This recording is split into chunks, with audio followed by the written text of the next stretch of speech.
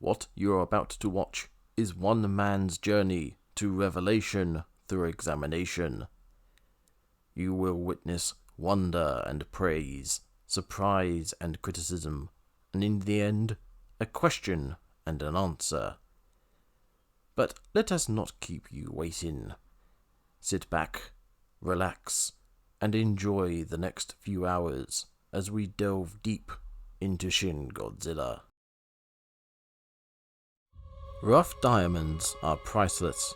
They are the untouched gems of the earth, whose potential is only limited by the imagination and skill of those willing to shape them. Just so are the ideas of a creative mind. Fresh and raw, these ideas are full of potential, but just like a diamond, they need to be shaped to take their final form. Shin Godzilla is a diamond whose substance was forged over many years and whose form was carved from more recent events. A simple glance is eye-catching. A sustained look is fascinating. But look too closely and tiny fractures will become clear. Even closer and for too long, and that gleam, that shimmer of light you saw initially, suddenly materializes as a crack running through the precious gem. This is the best way I can describe the film Shin Godzilla in a short amount of time. Its history, its creation, its manifestation, all are the hard work of talented hands. The final product is a work of art, holding much value as well as future potential. But as close to a masterpiece as Shin Godzilla is, there is also a flaw in it that will forever keep it from reaching such heights. It is undeniably a treasure to behold, just not a perfect one. With that said, let us examine why exactly Shin Godzilla is a fractured diamond. Shin Godzilla opens with the Toho Company logo, twice. Once for the contemporary version and again for the older logo seen at the start of so many classic Godzilla films. These are accompanied by the booming footsteps of a long ago classic, and followed by the name of the film in bold black and white, and the bellow of a cinematic legend. All of this is a near facsimile of the 1954 Gojira.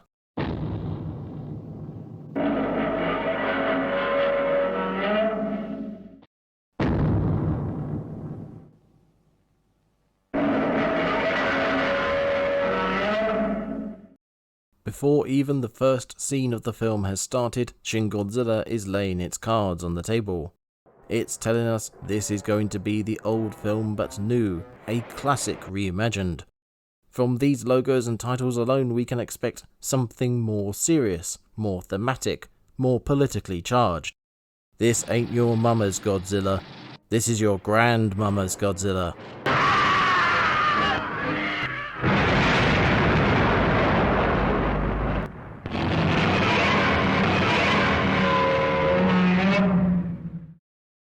Expectations firmly set, the first scene opens with the Coast Guard finding an abandoned boat in Tokyo Bay.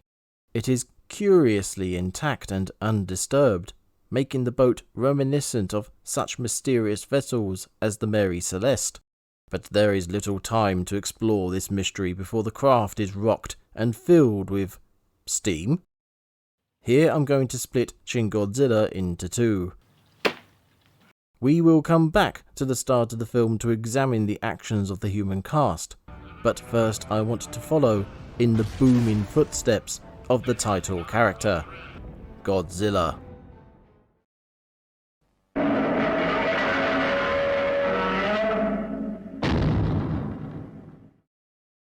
Godzilla makes himself known with an earthquake and by boiling the water in Tokyo Bay.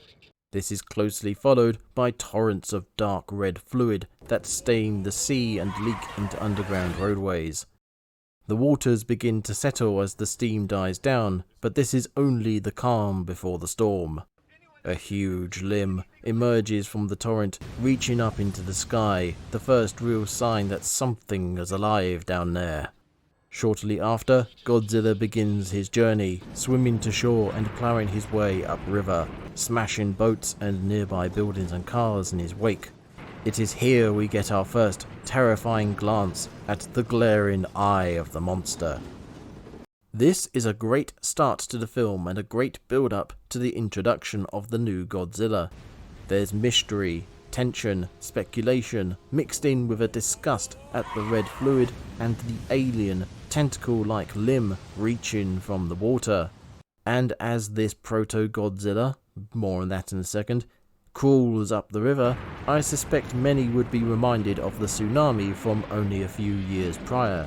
Just like the original Godzilla symbolized the destruction unregulated nuclear weapons could cause, so too this proto-Godzilla is a metaphor for the destructive force of the earthquake and tsunami experienced in 2011.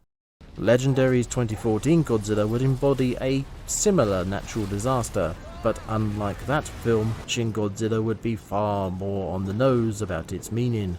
For me, the giant glaring eye appearing for but a moment amongst the debris is meant to hint at the unforeseen, unnatural horrors the initial natural disaster would unleash. Before long, Godzilla is on the... Sorry. He takes the path of least resistance, stomping his way through the streets of the city. As he goes, blood horrifically sloshes out of his bulbous gills and splatters across the tarmac. Now, I understand why this version of Godzilla looks like he does. I understand, but it doesn't make it any less funny. Seriously, this is the first look at a Japanese Godzilla in 12 years, and this is the shot they went with? More to the point, this is the design? The look is supposedly based on the frilled shark, a fish native to the waters of Japan that retains many traits found in extinct species from 150 million years ago. Much like the coelacanth, the frilled shark is essentially a living fossil, which works quite nicely as an update to the Godzilla is a dinosaur origin, especially with the mutation story the film is going with. More on that in a bit. Which is why our first look at the new Godzilla is what it is. It's a frilled shark mutated by nuclear waste into a new, horrifying creature. The skin is a sickly colour and broken in places to reveal raw flesh beneath. It's also leaking blood, which confirms that the disgusting dark red fluid leaking into the tunnels and spreading into the water earlier was the creature bleeding. Everything about the design of this proto-Godzilla is meant to convey a sense of not rightness, from its look to the way it moves to what it leaves behind. This creature is suffering from mismanaged nuclear waste, a theme consistent throughout Godzilla's history, and one that links directly to the events Shin Godzilla is criticizing. That glaring eye peeking through the wreckage of the boats earlier is representative of the unpredicted nuclear meltdown that the 2011 tsunami would eventually cause. All of which can be easily missed because you're too busy laughing at its gormless mug. I'm not being overly satirical here. This version of Shin Godzilla is actually considered cute by some people. There's even a plush of it, for crying out loud. No, I don't have one. Not for lack of trying. From the pen of Dean Johnson. The metamorphosis from a laughable clown-looking creature to the hideously scarred final creature is a nod to the silly movies of the 60s to 90s. An interesting perspective and not an unjustified one. After the original film, the Godzilla franchise made a slow decline in seriousness until it peaked, or troughed, depending on your viewpoint, with Godzilla vs. Megalon. They see me rolling, they hating. This was probably down to many reasons, one of which was apparently Gamera and his appeal to children.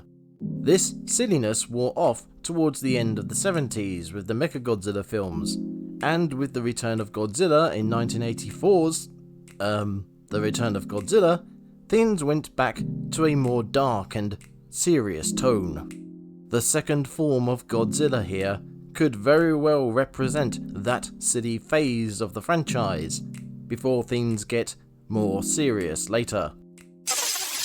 Anyway, For a while, it appears that the people of the city will be safe, so long as they stay off the streets and away from the writhing terror that stalks them. But whatever force is directing him, whatever source is drawing him onwards, Godzilla abandons the streets and tries to climb over this building, crushing the men, women, and children within. Then Godzilla suddenly collapses on his belly, his massive body wearing him out on land, his gills struggling to breathe the air. Or whatever process caused his skin to tear and gills to bleed has finally done him in.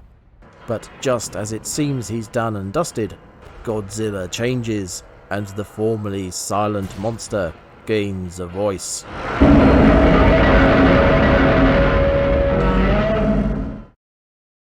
The ambiguity of Godzilla's goals in this film are never questioned.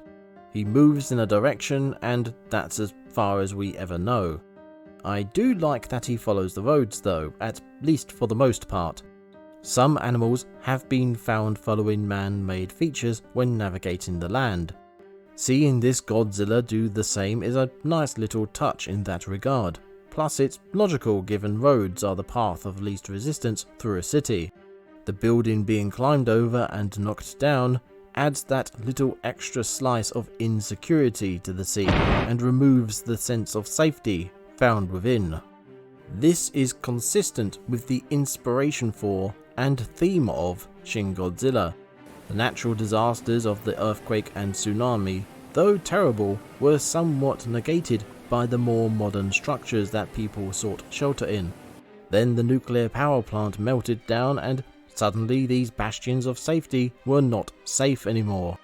Godzilla suddenly climbing and crushing a building, seemingly at random, exposes human fragility in the face of disaster.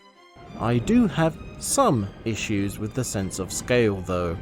Despite this being the smallest version of Godzilla we see in the film, it is still bloody big. Yet when scaling this building, flopping over it almost comically, he moves far too fast. Then there's the crawling. There's several shots where it looks like he's pushing his body along the ground, something to be expected given his size and lack of forelimbs, at least initially. But in this shot, he's holding his body off the floor. That is kind of insane to think about, to have that much weight overhanging his legs and still managing to keep himself up. It makes the giant monster feel much less massive and much less real. As for the transformation, I'm glad they didn't show it again. For whatever reason, they went with this rippling effect on his skin, and honestly, I thought there was something wrong with my screen when I saw it. It doesn't look like an organic process taking place, it looks like a visual cock-up. The actual transformation I can get behind though, even if I think it's a bit quick. It gets this bulbous, almost ridiculous looking creature into a more familiar shape. And it also represents the changing nature of not only all natural disasters, but specifically the 2011 one as already mentioned. This Godzilla roars with the deep bellow of the original Gojira from 1954.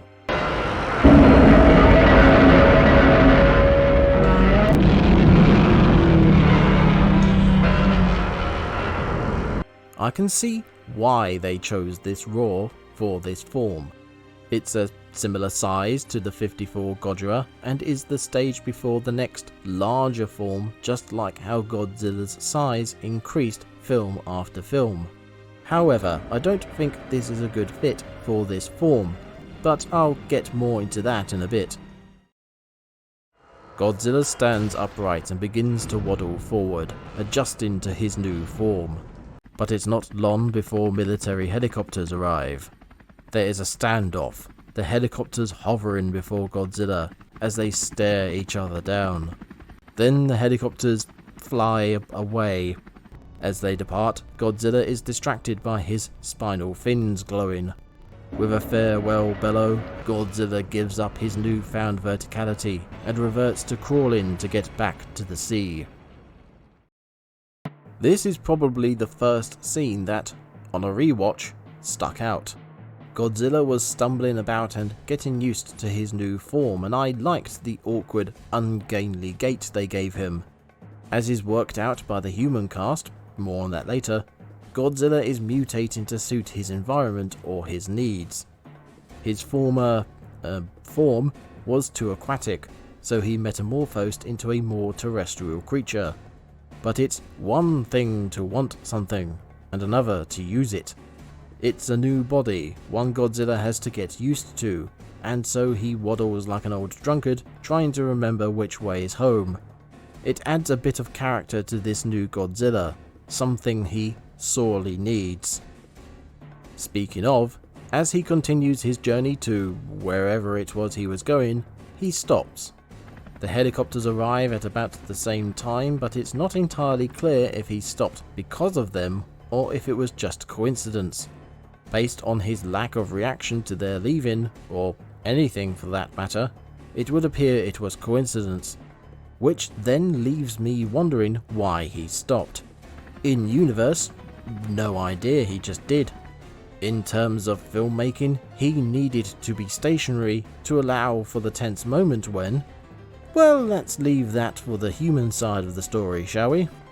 As the helicopters leave, Godzilla looks to his spinal fins. Again, as worked out by the human cast later, Godzilla is nuclear powered and is beginning to overheat from being out of the water. An alternative version of this scene could have Godzilla looking visibly exhausted or suffering from overheating. That way he would be standing still trying to recover, allowing for the scene to take place and giving him some expressiveness, again something he badly needs. Alas, we have what we have. The overheating is a nice detail. It's logically consistent, unlike the whole standing around bit, and a reference to Godzilla vs. Destroyer, where the big threat of the film was Godzilla overheating. This won't be the last time Godzilla vs. Destroyer is going to be mentioned in this video. After a hasty retreat to the sea and a long spell with the human cast, Godzilla returns, and now he's more recognizable as the giant monster we know and love, along with a blast of nostalgia to go with it.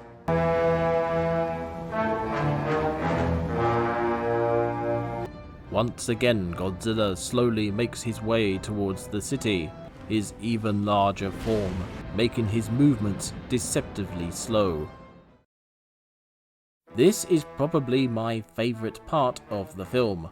It still suffers from issues, but overall it's very well done.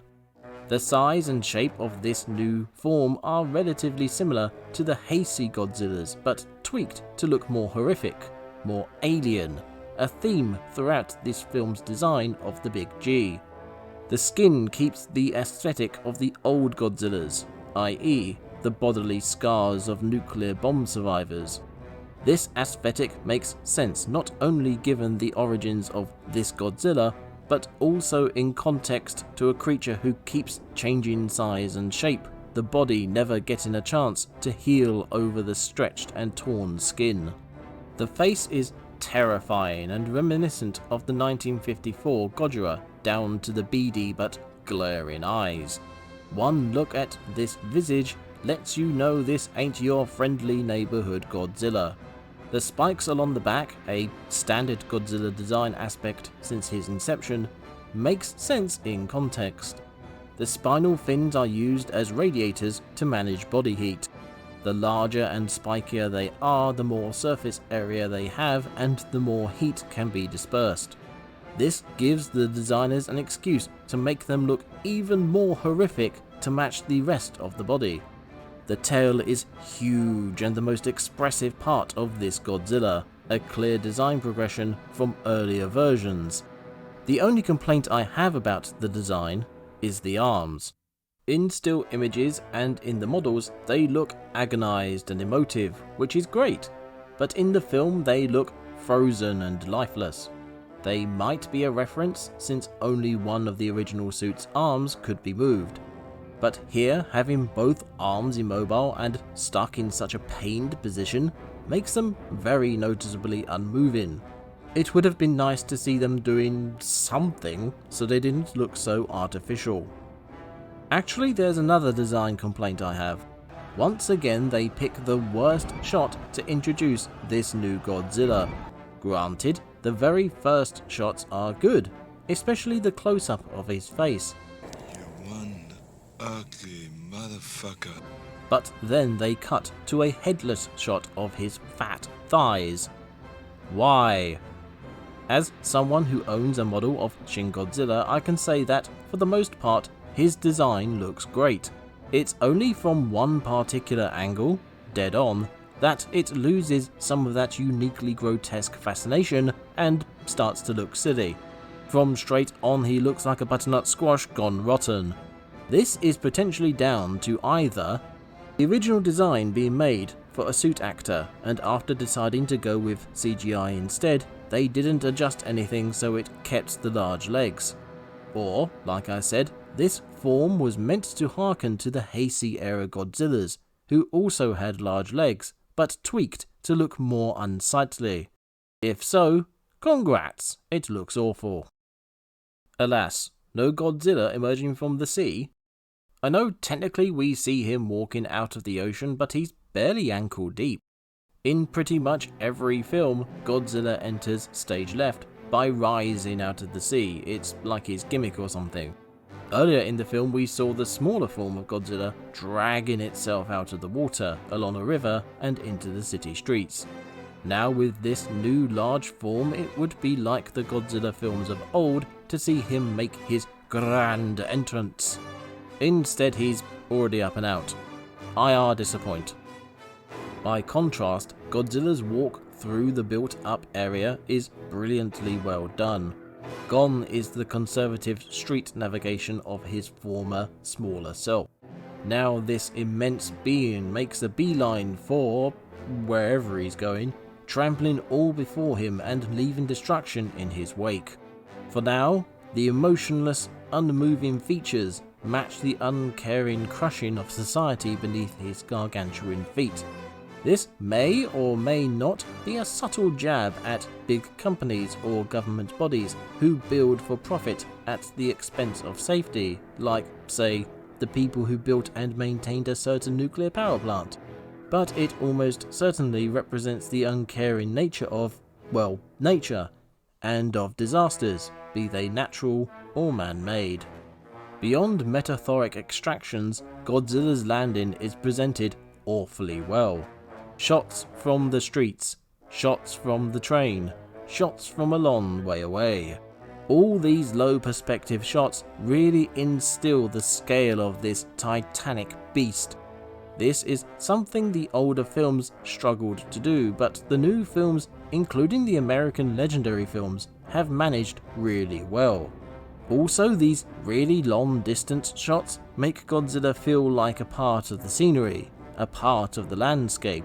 This not only embeds this Godzilla into the realism of the film, but it's a perfect metaphor for how Godzilla is a part of the Japanese culture, that he's just as much a part of Japan as the land, sea, and sky. I particularly like this shot. Because of the length of the tail and the scale of Godzilla, his torso is actually far enough away to be in the distance, so has a bit of a haze on it. This is one of the few times in these films that such a thing is even acknowledged, let alone specifically and deliberately focused on. Love it. One more thing I wanted to mention before moving on were the tiled roof buildings. They are on screen only briefly and are easy to overlook, but they are very similar to scenes from the original Gojira. When he too first landed in 1954, Gojira stomped through some old tiled roof buildings. In 2016, Shin Godzilla recreates almost the same shots. Yet another homage to the original film. As he approaches a group of high-rise buildings, an attack begins. Helicopters pelt Godzilla with bullets and missiles, followed by tanks and heavy artillery, raining fire down on his legs and head. The assault is topped off with bombs being dropped from planes overhead, and it appears to be working as Godzilla first stops his advance, then turns aside. But the illusion of success is dispelled as a portion of bridge is torn from its resting place and flung into the air, crashing down and landing on nearby tanks. The military personnel can only watch helplessly as Godzilla carries on his long walk. This whole scene gets across just how unstoppable this Godzilla really is. Once again we get lots of really nice perspective shots, this time dynamic ones from the tanks, helicopters and even the bombs. This scene gives the film a chance to show off one of Godzilla's unique traits. His eye protection that is reminiscent of some reptiles such as crocodiles. And once again we get a bit of nostalgic callback to the original film with Godzilla flipping a bridge. It's done whilst Godzilla is shrouded in smoke from the bombs dropped on him, so we don't actually get to see him grab and throw the bridge, saving the animators some time and effort. I see what you did there, film. As much as I don't want to bring this up, the budget on this film was tiny, and it's clear where some corners were cut, like here. This will only become more evident as the film goes on. The last shot of Godzilla here is a slow tilt up his body, showing A, how little to no damage the military did, and B, how grotesquely deformed his skin is. It shows the futility of combating this god-like creature. It also shows how broken he is, how malformed, and, probably, how pained he is. It's a shame more of this couldn't be conveyed by Godzilla himself through actions or shows of emotion.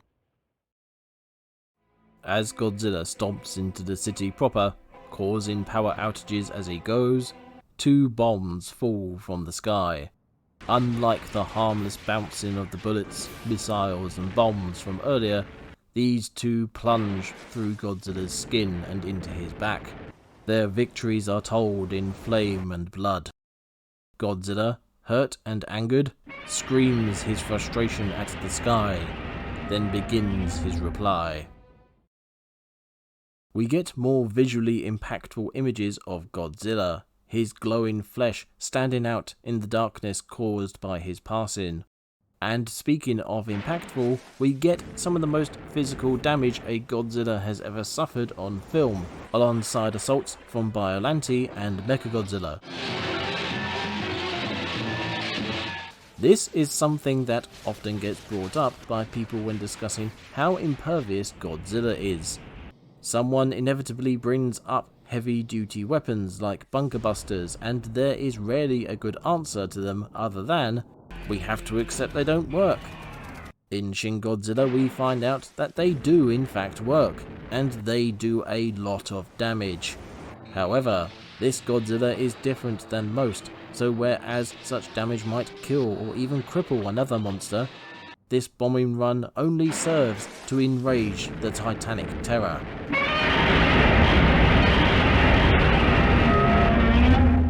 I pointed out earlier that they used the deeper, bellowing roar of the 1954 Godzilla for the smaller version of Shin Godzilla.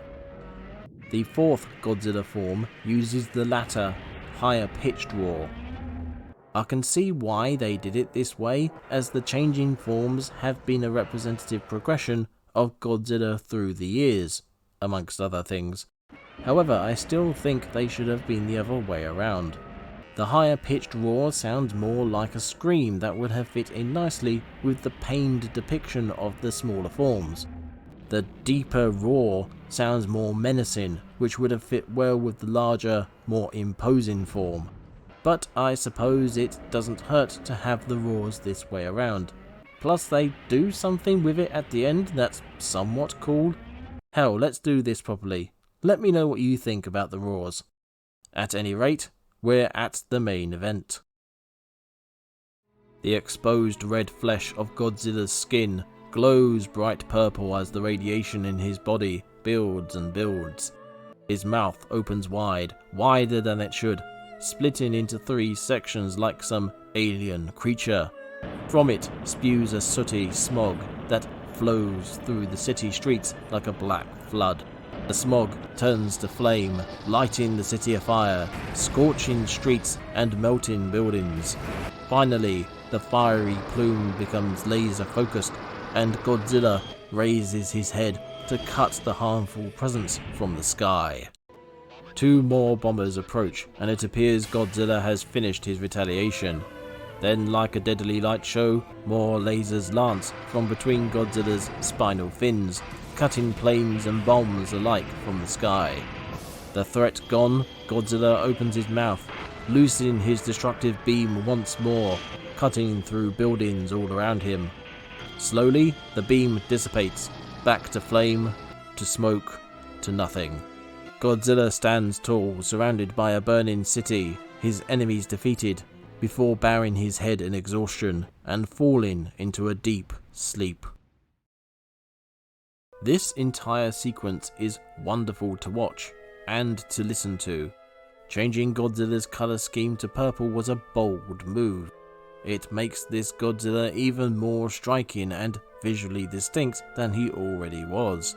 The transition of the breath attack is really well done.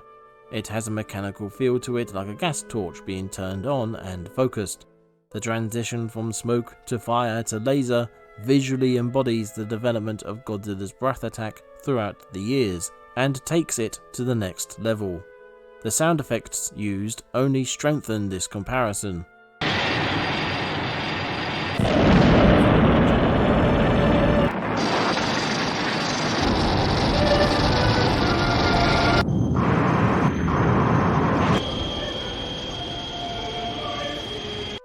The laser breath also makes a lot of sense, especially for this Godzilla and indeed another later version.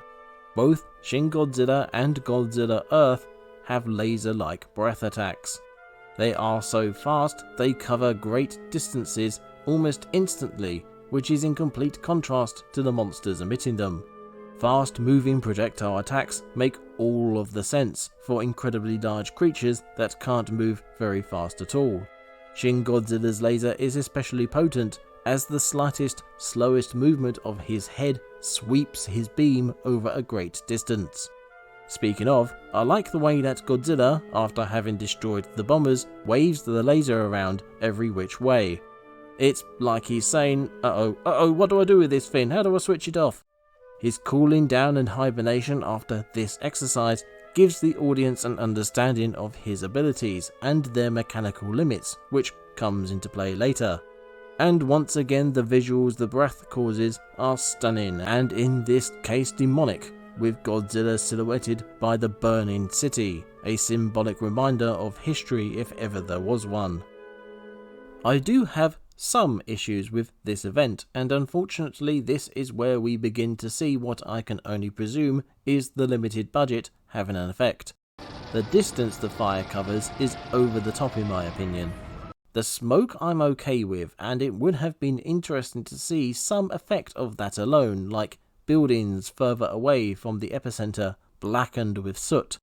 But the fire reaching as far as it did in all directions was too much. In the original film, and indeed others, Godzilla moves around, stomping through cities and spreading fires in his wake.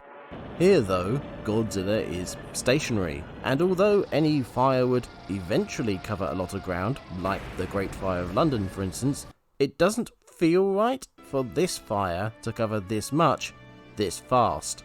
It creates this striking visual after the fact, and this gorgeous shot, but these could have been reduced and still been as striking.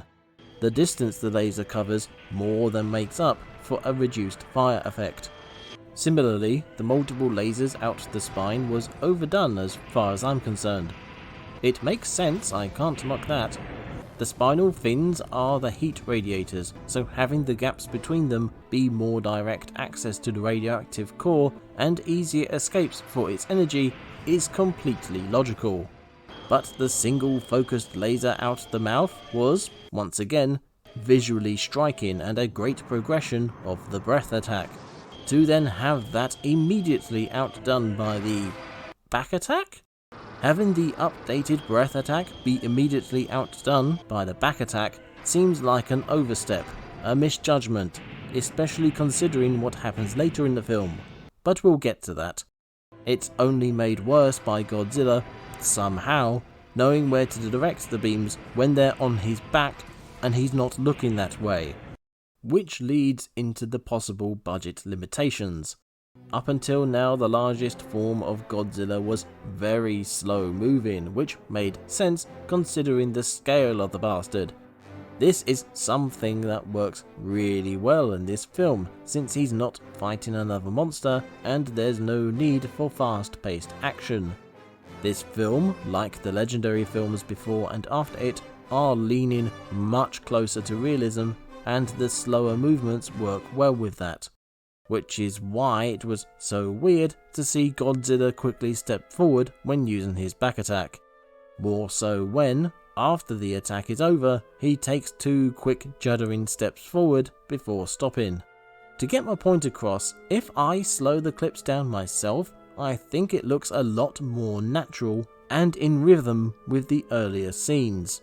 After the carefully considered movements up until this point, I can only imagine the reason behind these sudden lurches can only be down to budgetary issues, i.e., time, budget, or both wouldn't allow for a full slow render of the animation, so they had to speed it up and shorten it. If this was the only instance of it, I might have given it a disappointed shrug and a pass, but it's not the last time this comes up. I also find it odd his tail stays up when he goes into hibernation. This is a nitpick for sure, especially after everything else I just talked about, but it really bothers me. At the end of the film, it makes more sense that his tail stays up, but here in context it should be on the ground. It does exactly this in a later scene, which only makes its uprightness here odd. But like I said, this is a small issue in the grand scheme of things. This is our introduction to Shin Godzilla, and altogether I think it's mostly positive. Visually striking, mechanically sound, and nostalgically minded, it makes for a great update and adaptation of Godzilla. The film takes an idea that has apparently been around for decades, i.e. Godzilla mutating, and uses it not only to make tribute to the history of Godzilla in cinema, but transmogrifies it to the modern era. The mutations changing the scale of Godzilla, roars from different eras applied to these forms, and the breath attacks changing from smoke to fire to laser, all perfectly depict this cinematic progression. And this is not restricted to the visuals. The music follows suit, a mix of old tracks and newer inspirations.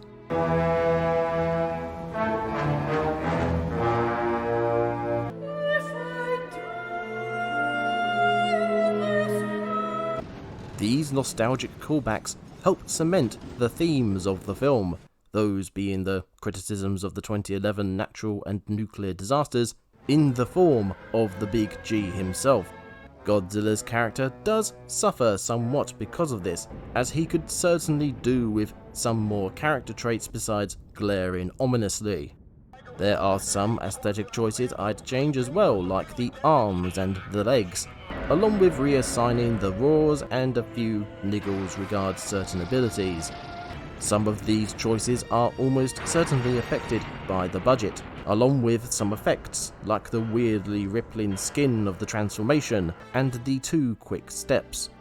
Overall though, Shin Godzilla as a monster is a welcome, serious update taken from an angle hitherto untaken.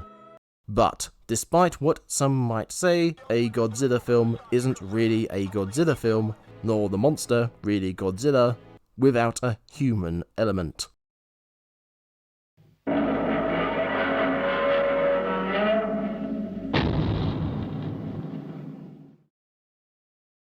The human side of Shin Godzilla begins with Shimura from the Ministry of Defense telling Yagachi, the Deputy Chief Cabinet Secretary, some of the details of the steam eruption in Tokyo Bay. Normally I have to put some effort into finding out the names of characters, but Shin Godzilla decided to be very helpful and throw text up on the screen for me. From characters to locations to vehicles, all get themselves a label on the screen to allow the audience to know who is talking, what this thing is, or where the film is at that moment. Shin Godzilla does this throughout its runtime, and I'm honestly in two minds about it. For the most part, it gets around awkward dialogue and allows scenes to flow by preventing introductions every time a new character appears on screen. This works in a government setting where presumably everyone knows each other and are there to do a job. It also removes the required audience insert character who doesn't know anything and needs everything explained to them. Even Godzilla King of the Monsters, as good as it is, does this. Who is he? Sam Coleman. Something bigger. Meaner. We don't know that, Rick. Oh yeah? Just wait for it, Chen. All that being said, I can see this as a sign of laziness. Rather than attempting to organically work character names into the scenes, the writers said sod it and used text instead. The text also means scenes don't have to flow visually. You can have text declare where you are every shot and not have them connected meaningfully. This is all using a pessimistic mindset though. Given the amount of benefits the text provides, I doubt it was done flippantly. However, I imagine it would be an arse and a half to keep up with all the text in a dubbed version of the film. And some issues arise which might be down to the visual style encouraged by the use of the text, but we'll get there when we get there. Back to the events of Shin Godzilla, Yagachi and Shimura enter the first meeting of this film and begin asking questions about the boiling sea, not many of which have answers yet. As the situation develops and the city begins to feel the effects of the growing disaster, it's decided any decisions will be put on hold until the Prime Minister arrives, and that a reorganization will be needed. And if that sounds overly bureaucratic, then the film is doing its job. At the site of the growing disaster, the public is being evacuated with varying degrees of acknowledgement of the situation. Stay calm. It's pretty flippin' accurate that such a disaster is treated so whimsically by the general public in this film. Catastrophe is one more point of interest on the road of life, until it takes an interest in you. This is also where we get our first hint of Godzilla recorded on a phone and picked up on the interwebs by our boy Yagachi, just before the second meeting of the film. It is true there are a lot of meetings in Shin Godzilla. Before Godzilla runs back into the sea, there are 10 different meetings that take place, from casual to private to critical. Seeing these happen, seeing the film going from one room to the other, seemingly at the drop of a hat, is almost comical. It looks like a farce, and, unfortunately, it is.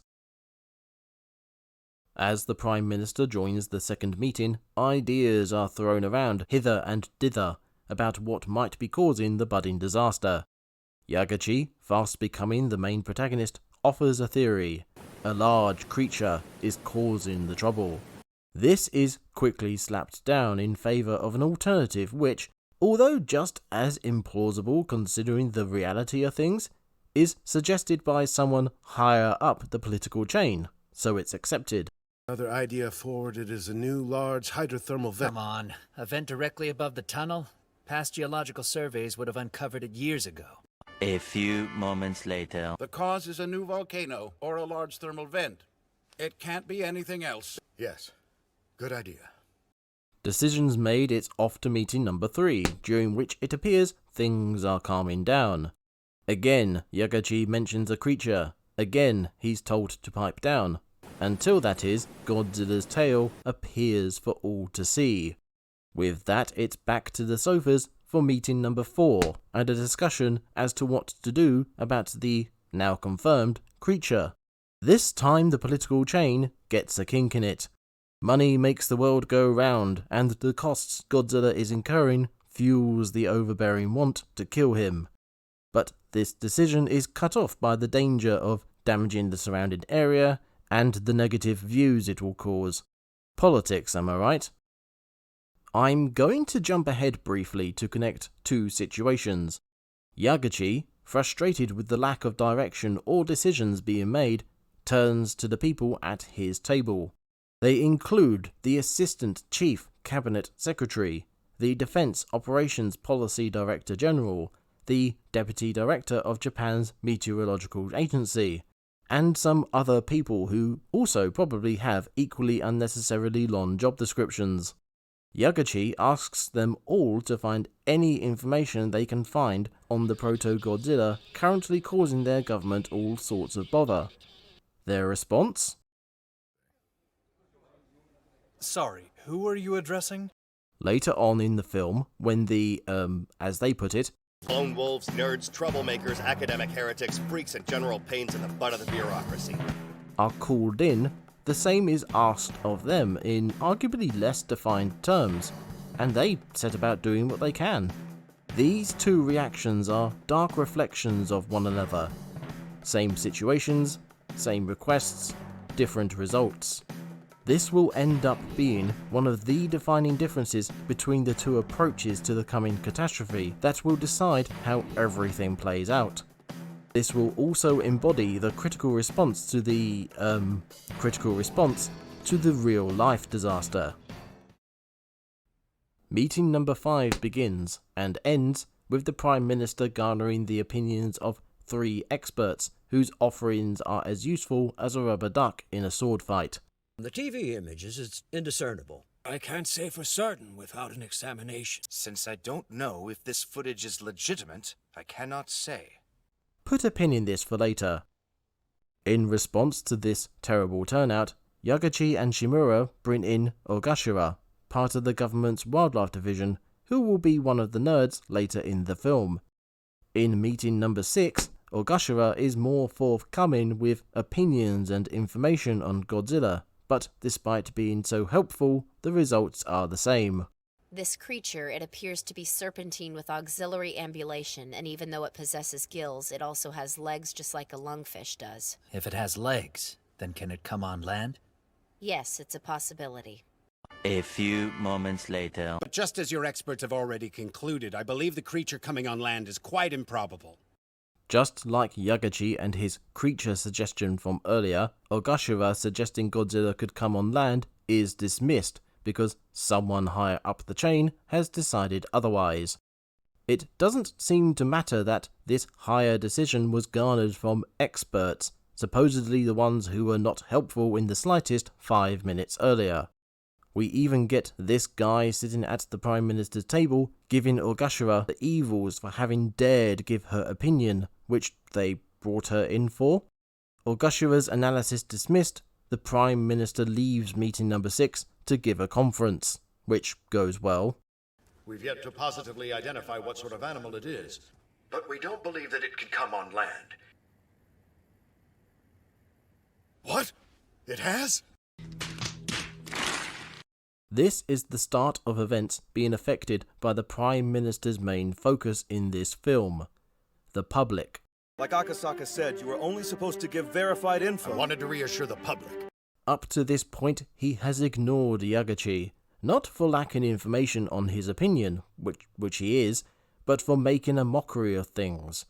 When Godzilla is confirmed to be a thing, one of the reasons he isn't killed straight away is public opinion.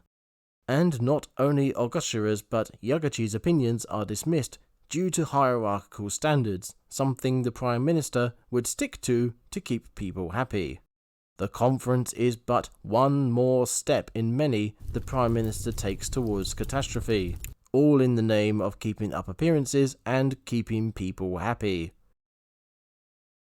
The small disaster at the conference about the big disaster is followed by the Prime Minister being at his most on point. How's that thing ashore? We've posed that question to our experts and are waiting to hear back. To hell with them. We have to act. We need to set up emergency disaster control headquarters now. Then do it.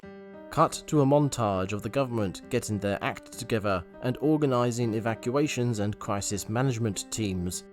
This includes meetings 7 and 8, which we are, thankfully, spared from the majority of. This sequence of events is where Shin Godzilla's fast pace is at its most evident, as we go from scene to scene to scene, an audio-visual info dump that ends rather abruptly with a very poignant cut. That's certainly going to give the Prime Minister pause. This is probably the most sympathetic the film gets for the Prime Minister. His actions are mostly seen as incorrect, based on an almost selfish need to save face rather than get the job done. The times he goes against this grain is when the actions needed are self-evident enough to not need deliberating over. But in this cut, we are presented with the admission that making such important decisions is not what many would want, only to show the Prime Minister, the one person who must make such decisions. As much as decisions he will make soon and later will also be considered bad, it is from here on in that each one will be tinged with sympathy. The poignant cut leads into meeting number 9, where the Prime Minister is being urged to sign off on using the SDF, the Self-Defense Force. This is not the first time the SDF has featured in the Godzilla franchise, nor I doubt will it be the last. Once upon a time, Japan wasn't allowed to have a standing military force, but over the years this was changed to being allowed to have one for, well, self-defense. This has changed further to include helping other people out, but the root of the organisation still remains. Which is why it amuses me to no end that Shin Godzilla has a scene where Japan is being attacked by a giant monster and a group of political suits with a rule book are arguing over whether Godzilla falls into the right category to be shot at. Back to the meeting, it's fascinating to watch as one member of parliament after another gives their opinions, in some cases apparently ignoring what the others had just said. Once again, maximum sympathy is applied to the Prime Minister as he struggles to collate all the conflicting information being thrown at him, which is quickly tempered by his shock over having to actually make a decision right this minute. To prevent further calamity, your authorization is needed now. Wait, right this instant? You're serious? What else are you going to do, bake a cake? In fact, the Prime Minister asks for an inspection before deciding anything. An inspection in the middle of an active disaster. Now that's bureaucracy. What I do like is everything said here has import. It's not just random waffle thrown in for the hell of it. Be it public safety, affirmative action, sticking to the rules, or simply kicking the Prime Minister up the backside. This helps to understand how much the Prime Minister has to think about with each decision he has to make. The speed and efficiency at which all these opinions and bits of information are given gives the impression that this happens a lot, and that's not a good thing. Finally, the SDF are called for and the meeting is over, leading two MPs to natter about how well things are going. What a relief this is. That thing will be dead soon. I'm sure the choppers will make short work of it. Yeah. I bet we could turn its carcass into a big tourist attraction. Sirs, just as a reminder, the old Imperial Army thought like that. During the last war, their armchair theories led to the loss of 3 million Japanese lives, so beware of unfounded optimism. It was quite a surprise to hear this, and not an unpleasant one. Godzilla films have always been a reference to what America did to Japan, mainly because it was so unthinkably horrific. But it's rare to hear anything about what Japan did to Japan. In this case, the film is referencing the old generals of the military whose ideas about American softness turned out to be incorrect.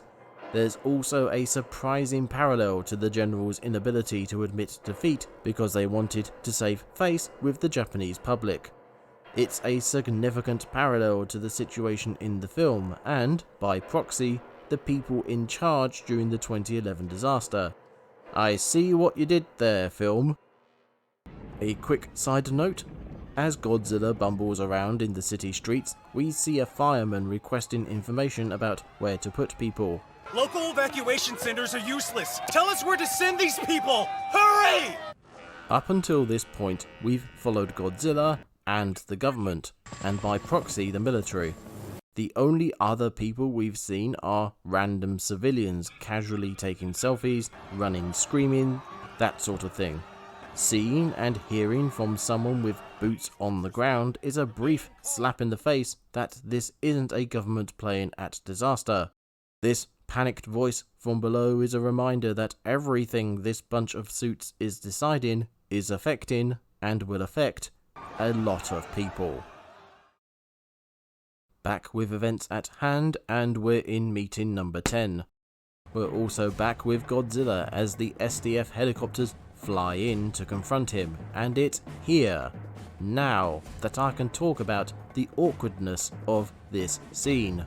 I said earlier Godzilla stops and stands there for a bit, for no apparent, in-universe reason. But there is a plot reason. The helicopters are ready to shoot, but oh no, there are some old people walking around nearby, for some reason. This leads to a comical passing of the buck, until finally the Prime Minister is, once again, required to make a decision. The attack is stopped, the helicopters leave, and Godzilla runs back to the sea to cool off, losing the government an opportunity to put a stop to the disaster. This is almost the most outstandingly bad the writing gets in this film. Almost. There is a purpose to it, I'll give it that. We needed a scene where this whole thing, this whole disaster could have been averted. A scene that we could look back on and say, if only they'd done such and such. This would cement the fact that the government at the time was making the wrong decisions at the worst times, and that a latter similar scene would show the correct decisions. The problem is, the scene itself is odd. We need a scene where Godzilla has the potential to be killed. That's easy enough. Stick some helicopters in front of him and job's a good un. But now the scene needs people in the area to be endangered. Not too many. That might give the impression that not firing was the right decision. So only a few people need to be in the scene. 2, as it turns out. And these people need to be nearby so they are within the area of effect of any weaponry. This is a problem since Godzilla has been continuously moving since he emerged from the sea, only stopping briefly to mutate. It's evolving. No, that's not evolving, that's mutating, there's a difference. Anyway, if Godzilla is moving, then he's not going to be near anyone for very long, especially a small amount of people who would, logically, want to stay away from him. So instead, they make him stop in his tracks and stand there waiting to be killed. Now we just need the people to be close by. This leads to one of the weirdest shots in the film. We just spotted a few civilians near the line of fire. I mentioned earlier about the text info dumps leading to disjointed scenes. Here is an example of that style of editing going wrong. I don't know where this is. The film doesn't even make an attempt to show you where this is. No flow of camera work, no text, nothing. We're told they're nearby and that's that. But think about the logistics of this. Were they next to Godzilla and now they're moving away from him? If so, why weren't they spotted when the helicopters arrived? And if they're only so far away, why weren't they killed by Godzilla? If they've only just arrived, why are they moving towards Godzilla?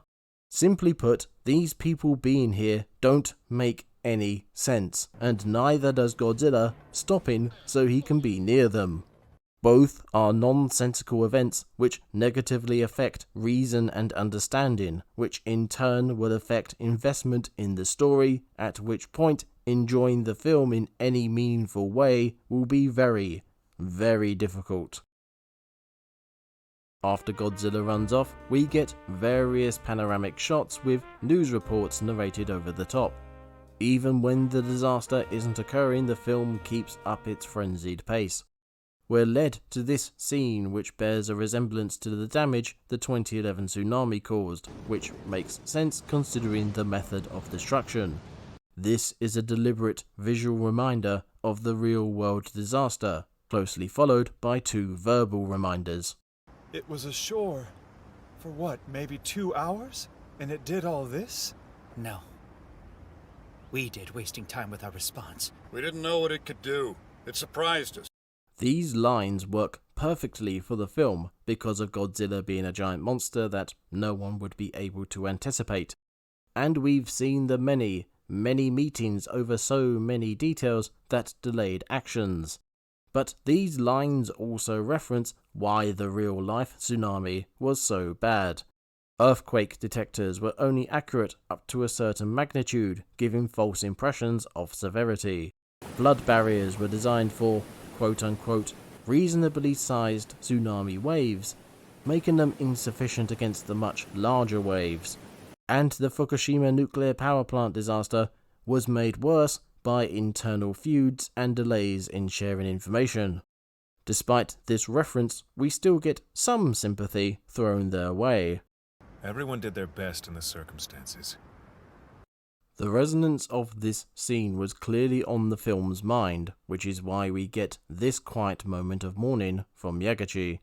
It's made all the more impactful as the film's snappish pace slows to a crawl to allow the scene to seep in.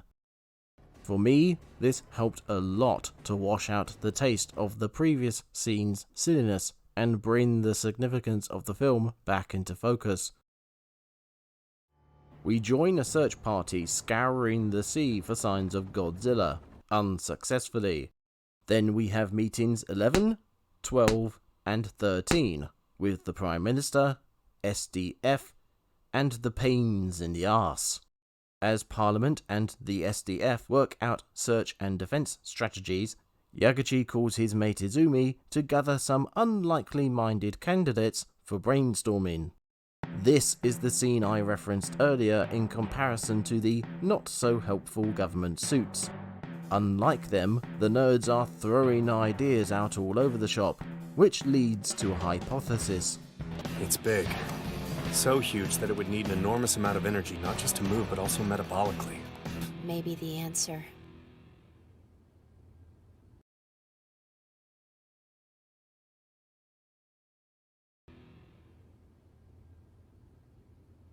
is nuclear fission. This idea comes out of bloody nowhere. Up until this point in the film, nothing about nuclear power, pollution, or weapons has even been hinted at. So there's no surprise when Ogashira is laughed at by Yasuda, another of the nerds at the table. Sense of humor, Miss Ogashira? That's impossible. Only for Ogashira to be proven right minutes later when radiation is detected where Godzilla had been walking around. This data shows radiation spikes that match the path the creature took. This was a random, seemingly insane theory with no inspiration or proof of validity that by completely unrelated events ended up being proven right. This is not the last, or even the first, time the film does this.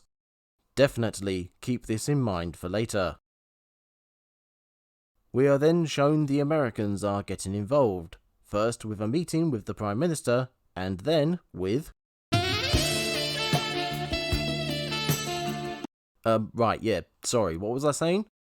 This beautiful short stack is Kayoko. She is looking for someone, a Japanese professor named Goro Maki, who we'll be talking about later. Instead, I'm going to leave this on screen for a bit for everyone to have a read. Kayoko asks Yagachi for help and he happily returns with what they could find, which includes documents from the boat at the start of the film. Yep, that was Maki's boat, found right over the spot where Godzilla emerged. Interesting. In return, Kayoko provides Yagachi with Maki's notes, or the ones they have at least, which leads to the film finally naming Godzilla. Godzilla? He gave it an English name. Gojira. A few fun facts here. Maki's boat, the Glory Maru, shares its name with the first boat Gojira sank in 1954, only translated to English. Maki names the then theoretical monster Gojira after an ancient sea god from his home of Odo Island. Not only is this a direct carryover from Gojira 1954, but the island is the first place Gojira lands in that film. And last but not least, the photo of Maki used in the folder is actually of Kihachi Okamoto, a director who influenced the director of Shin Godzilla, who in turn paid homage to Okamoto in his own work. There are a lot of nods going on here, all neatly sewn into the narrative. Nice.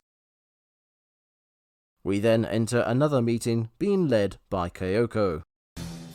What comes next? Personal service. The next few scenes are incredibly dense, but thanks to the fast pace the film has maintained so far, the audience is prepared for the information about to be machine gunned at them. Kayoko informs the nerds about Professor Maki's theory that Godzilla was an ancient aquatic species that mutated after feeding on poorly regulated nuclear waste.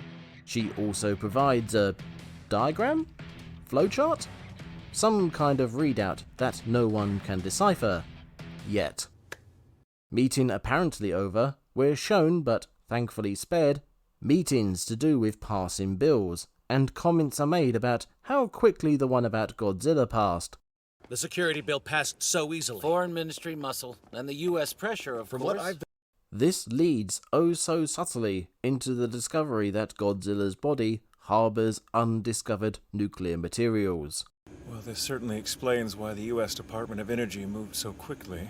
Cut to the troublemakers talking about Godzilla's DNA, mutations, extermination, and behaviour. From this brainstorm, a plan is devised. A plan I will discuss properly later. For now, I shall simply refer to it as the plan. Time passes and there's this shot of what looks to be protesters, but having watched and listened to this several times, I haven't been able to work out what they're going on about. It feels random, even more so when the next scenes talk about how everyone is getting along outside of normal departmental processes, working easily, efficiently, and all through the night without complaint, except for Yagachi's stench. Perhaps this is meant to be a juxtaposition between the conflicts arising from politics and how things can get done if they are ignored, if only temporarily. If that is the case, the film might also provide evidence to the contrary. Stick a pin in that. All the positivity is ruined by the return of Godzilla.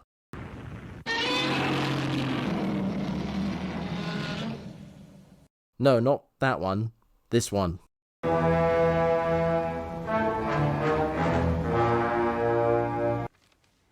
Gojira's evolved. Mutated. We enter what will be the Prime Minister's final meeting, with everyone acknowledging Godzilla's change.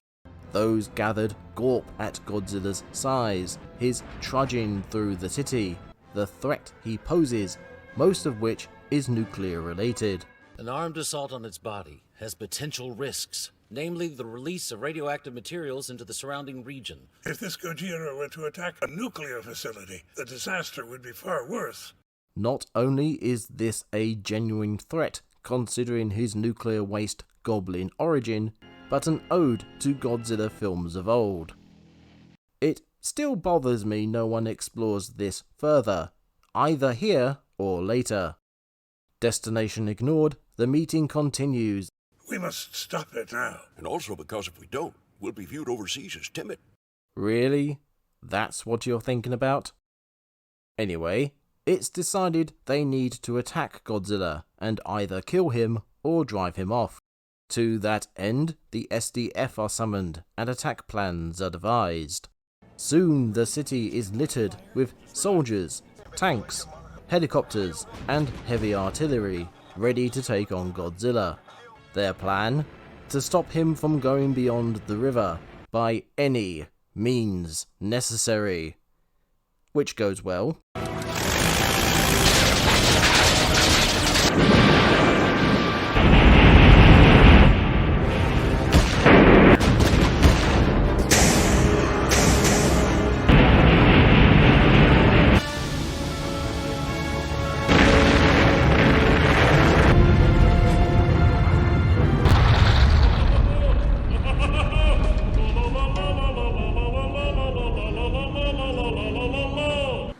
A random note, but I like some of the filming in this film.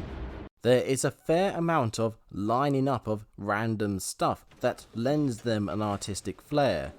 Expansive shots that really emphasize distance, and dramatic close-ups that work well with the fast pace.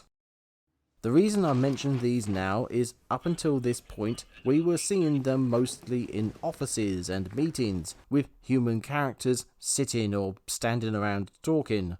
The close-ups of faces, the distant shots of whole rooms, and lineups of otherwise mediocre and uninteresting office equipment give these scenes more character and energy than they otherwise would have. This is important for a film that takes place majoritively inside offices and meeting rooms, with political types discussing procedures, rules and regulations. But then we're into the action and all these shots are replicated here as well. It really shows the skill of the director and the artistic flair that can be brought to almost any situation, as well as instilling the connection between a bunch of suits sitting around a table and soldiers risking their lives out on the battlefield. Back to events at hand, we discover that with one flip of a bridge, Godzilla has wrecked a significant portion of the attack force. He's also withstood so much damage they are mostly out of ammo. We then see everyone's reactions, half of which are dumbstruck, whilst the others scramble to think of something to do. Evacuations are ordered and suggestions are made to get the Americans involved, only to find out they are already on their way. Along with their upcoming bombing run commencing earlier than expected, and the earlier meeting about Godzilla being rushed by them, you get the feeling Americans in Shin Godzilla are being depicted as quick on the draw to the point of pushing boundaries. This might have some significance later. With Godzilla cutting a swath through Tokyo with absolutely no one curious as to where he's going, the Prime Minister is advised to leave for safer havens. This is the most heroic the Prime Minister will be in the film.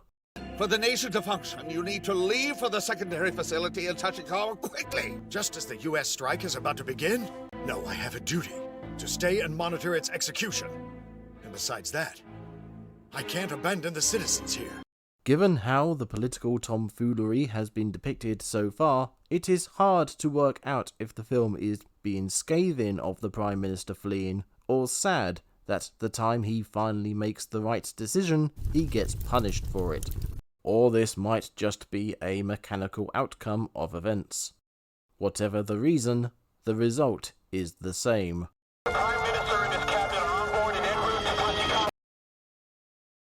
The room where the nerds have been brainstorming is in chaos as they hurry to get out of there. Once again, the scene is reminiscent of one from Gojira. We also see Ogashira casually walking away whilst everyone else is in a panic. A sneaky character moment for her. The haste of the evacuees is quickly thwarted by traffic, forcing everyone to leave their cars. It is here we see, or hear, one of the weirdest parts of the film.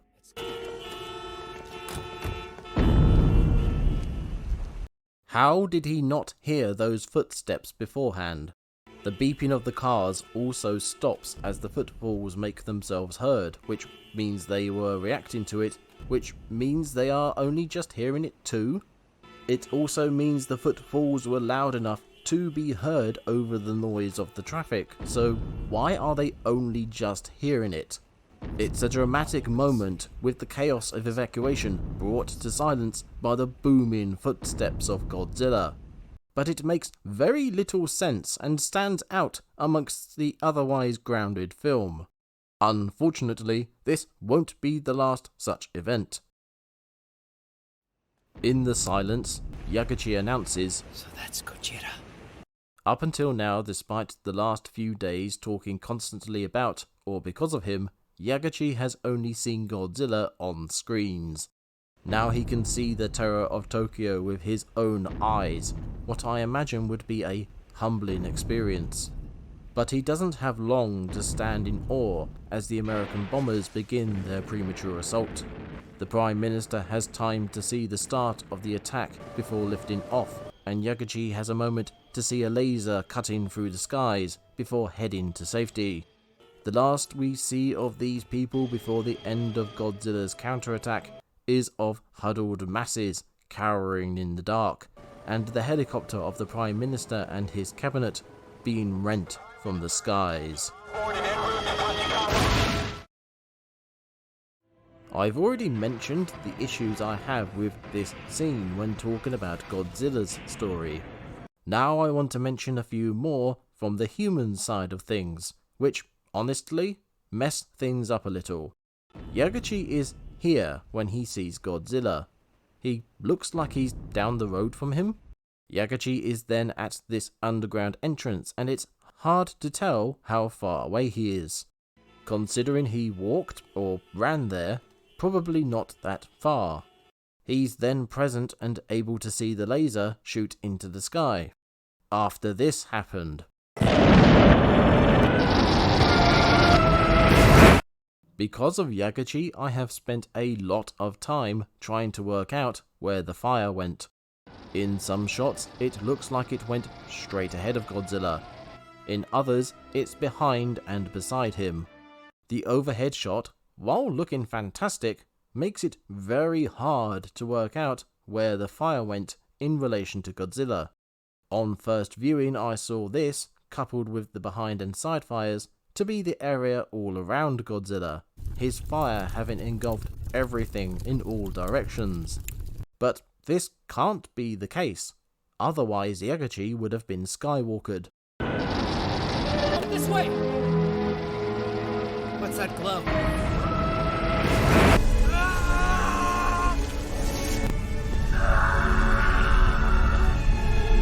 It doesn't help that Godzilla swings this way and that whilst attacking the planes, making it even harder to work out in which direction the fire went. On the one hand, this ambiguity of logistics makes it so Yagachi can be presumed safe. On the other, it completely takes away the understanding of events and, therefore, the stakes. How much danger can anyone be in if the film is happy to bail them out with confusion? Then again, the film uses those same logistics to vaporize the Prime Minister. On a lesser note, we have this cringeworthy line from the American bombers. Payback time. Roger. Payback. It reminds me of... I'm spitting! Or the absolutely golden... Got him! Take that, you dinosaur! Something I didn't notice until I began analysing this film properly was what this scene looks like. Americans dropping bombs on a Japanese city, and the city going up in nuclear flames. It's almost a recreation of the Hiroshima and Nagasaki bombings, one of the inspirations for the original Gojira. Godzilla cutting those bombers out of the sky could be the wrath or resentment of a nation given form. Given the comparison Yagachi made to the old Imperial generals earlier in the film, the lasering of the Prime Minister and company could also be seen as a nation's wrathful strike, both at the warlords of the past and the politicians of today. The fact there are 3 bombers rather than 2 is probably a deliberate attempt to muddy the comparison, even though there were 2 bombing runs here. The music applied to this scene was already very emotionally atmospheric, but given this possible interpretation, the sorrowful music suddenly has far more weight to it. So, with the American bombers destroyed, the Japanese Prime Minister atomized by what is apparently referred to as the resignation beam, bit harsh, and the Beastie Boy falling into hibernation, we are caught up with Godzilla's side of the story. But whilst Godzilla sleeps, the human cast is still getting down to business. As we're treated to this spectacularly glorious shot of the horrific devastation wrought by Godzilla, we are bombarded with news reports about what happened. For at least another 49 hours. How much radiation the creature has released on Tokyo is still unknown. Due to the attack, These reports carry over into a close-up of Yagachi getting quite angry. This continues into the daytime as we follow Yagachi into a new base of operations. Injuries, supplies, lack of leadership, refugees, the press, radiation, deaths. Information comes at us from one person or another. Once again, the camera work is doing its part to tell the tale. Previous shots of office equipment were neatly organised and aesthetically pleasing, but a few quick images show us the new headquarters is less organised, a chaotic tangle of wires and piled up equipment. A very nice visual representing the chaos we now find ourselves in. All this builds up to... Don't go to pieces! Calm down first, okay? The silence is deafening. Deliberately or not, this scene links quite nicely to the sympathetic scene with the Prime Minister. Yagachi and the Prime Minister are being bombarded with opinions and information, and are both expected to handle them professionally. The Prime Minister, though with some sympathy, is shown as slow and almost idiotic in the face of this onslaught. Yagachi, the character we, the audience, have been following and potentially are meant to sympathise with the most, a character who was critical of the government's handling of the earlier disaster, winds up in a similar situation to the Prime Minister, only to crack under the pressure. Once again, the mirror reflects darkly. Yagachi asks the important question: who's in charge? We're told it's this guy because of his seniority, and because no one else wanted the job. This brings up questions about his suitability as leader, and his impending decisions regards Godzilla, which aren't exactly helped by this line. Noodles got soggy. I knew this job wasn't going to be easy, but come on. Somehow, this line needs to end up in common vernacular. His noodles have gone soggy definitely needs to be a euphemism for going senile or losing your mind or something like that. Anyway, Izumi brings up Yagachi becoming Prime Minister, which Yagachi is initially dismissive of. You want his job? Not right now, but maybe in 10 years. If you don't like politicians, why'd you become one? Because it's just friend or foe. It's simple. I like that. Then Yagachi is off to see the social rejects and get right back into organising the plan.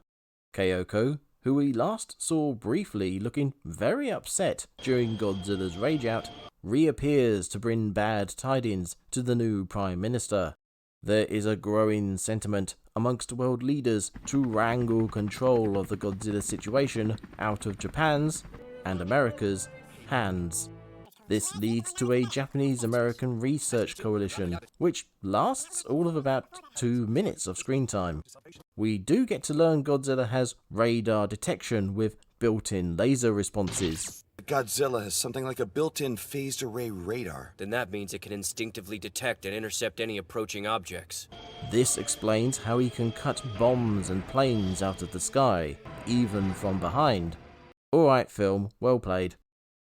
It's also discovered he has regenerating cells, which, as Yasuda puts it, with abilities like these, it could rapidly colonize the entire world. Apparently, this is what's left over from another storyline in which Godzilla was going to duplicate himself. Rather than what we have now, the film would end with a Godzilla with 2 torsos that would be reminiscent of The Thing. It would certainly have made Shin Godzilla even more distinguishable from the other Godzilla films, and may even have made it more well known. In the end, I think a singular Godzilla keeps him unique, and honestly, he's horrifying enough as it is without having a semi-conjoined twin as well. The concept is a possible and logical progression given Godzilla's mutations, a handy bit of sequel material, and it gives the American team a reason to phone it in. Using our nuclear wisdom is the only road to salvation for mankind. They say that to end the threat of Godzilla, a nuclear missile is the only weapon that could kill it. The missile they're going to use is the B-83, which is 75 times stronger than the bomb that was dropped on Hiroshima. It's funny how the idea of dropping a nuke on a giant monster is almost a meme in films, but it stemmed from very real events that were far from humorous. Shin Godzilla using it and discussing it with the fear it deserves brings the subject back to its roots. However, I'm not 100% on why they needed to include the historical photos. She lived through the last two. It possibly could have been more poignant to overlay the old photos with wrecked buildings from the film, but on their own, they seem like a very obvious and lazy attempt to get an emotional response.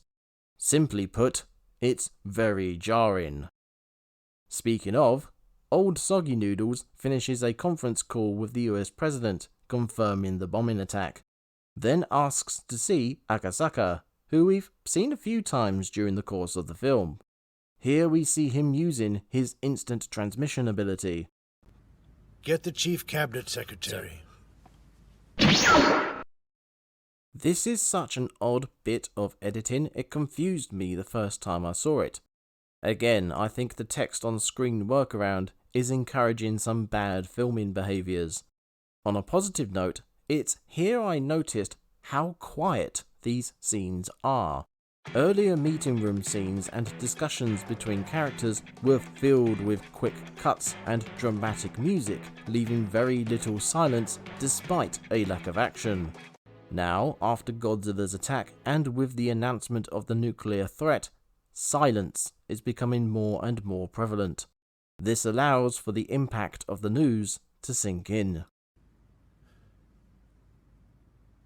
Isn't there some other way?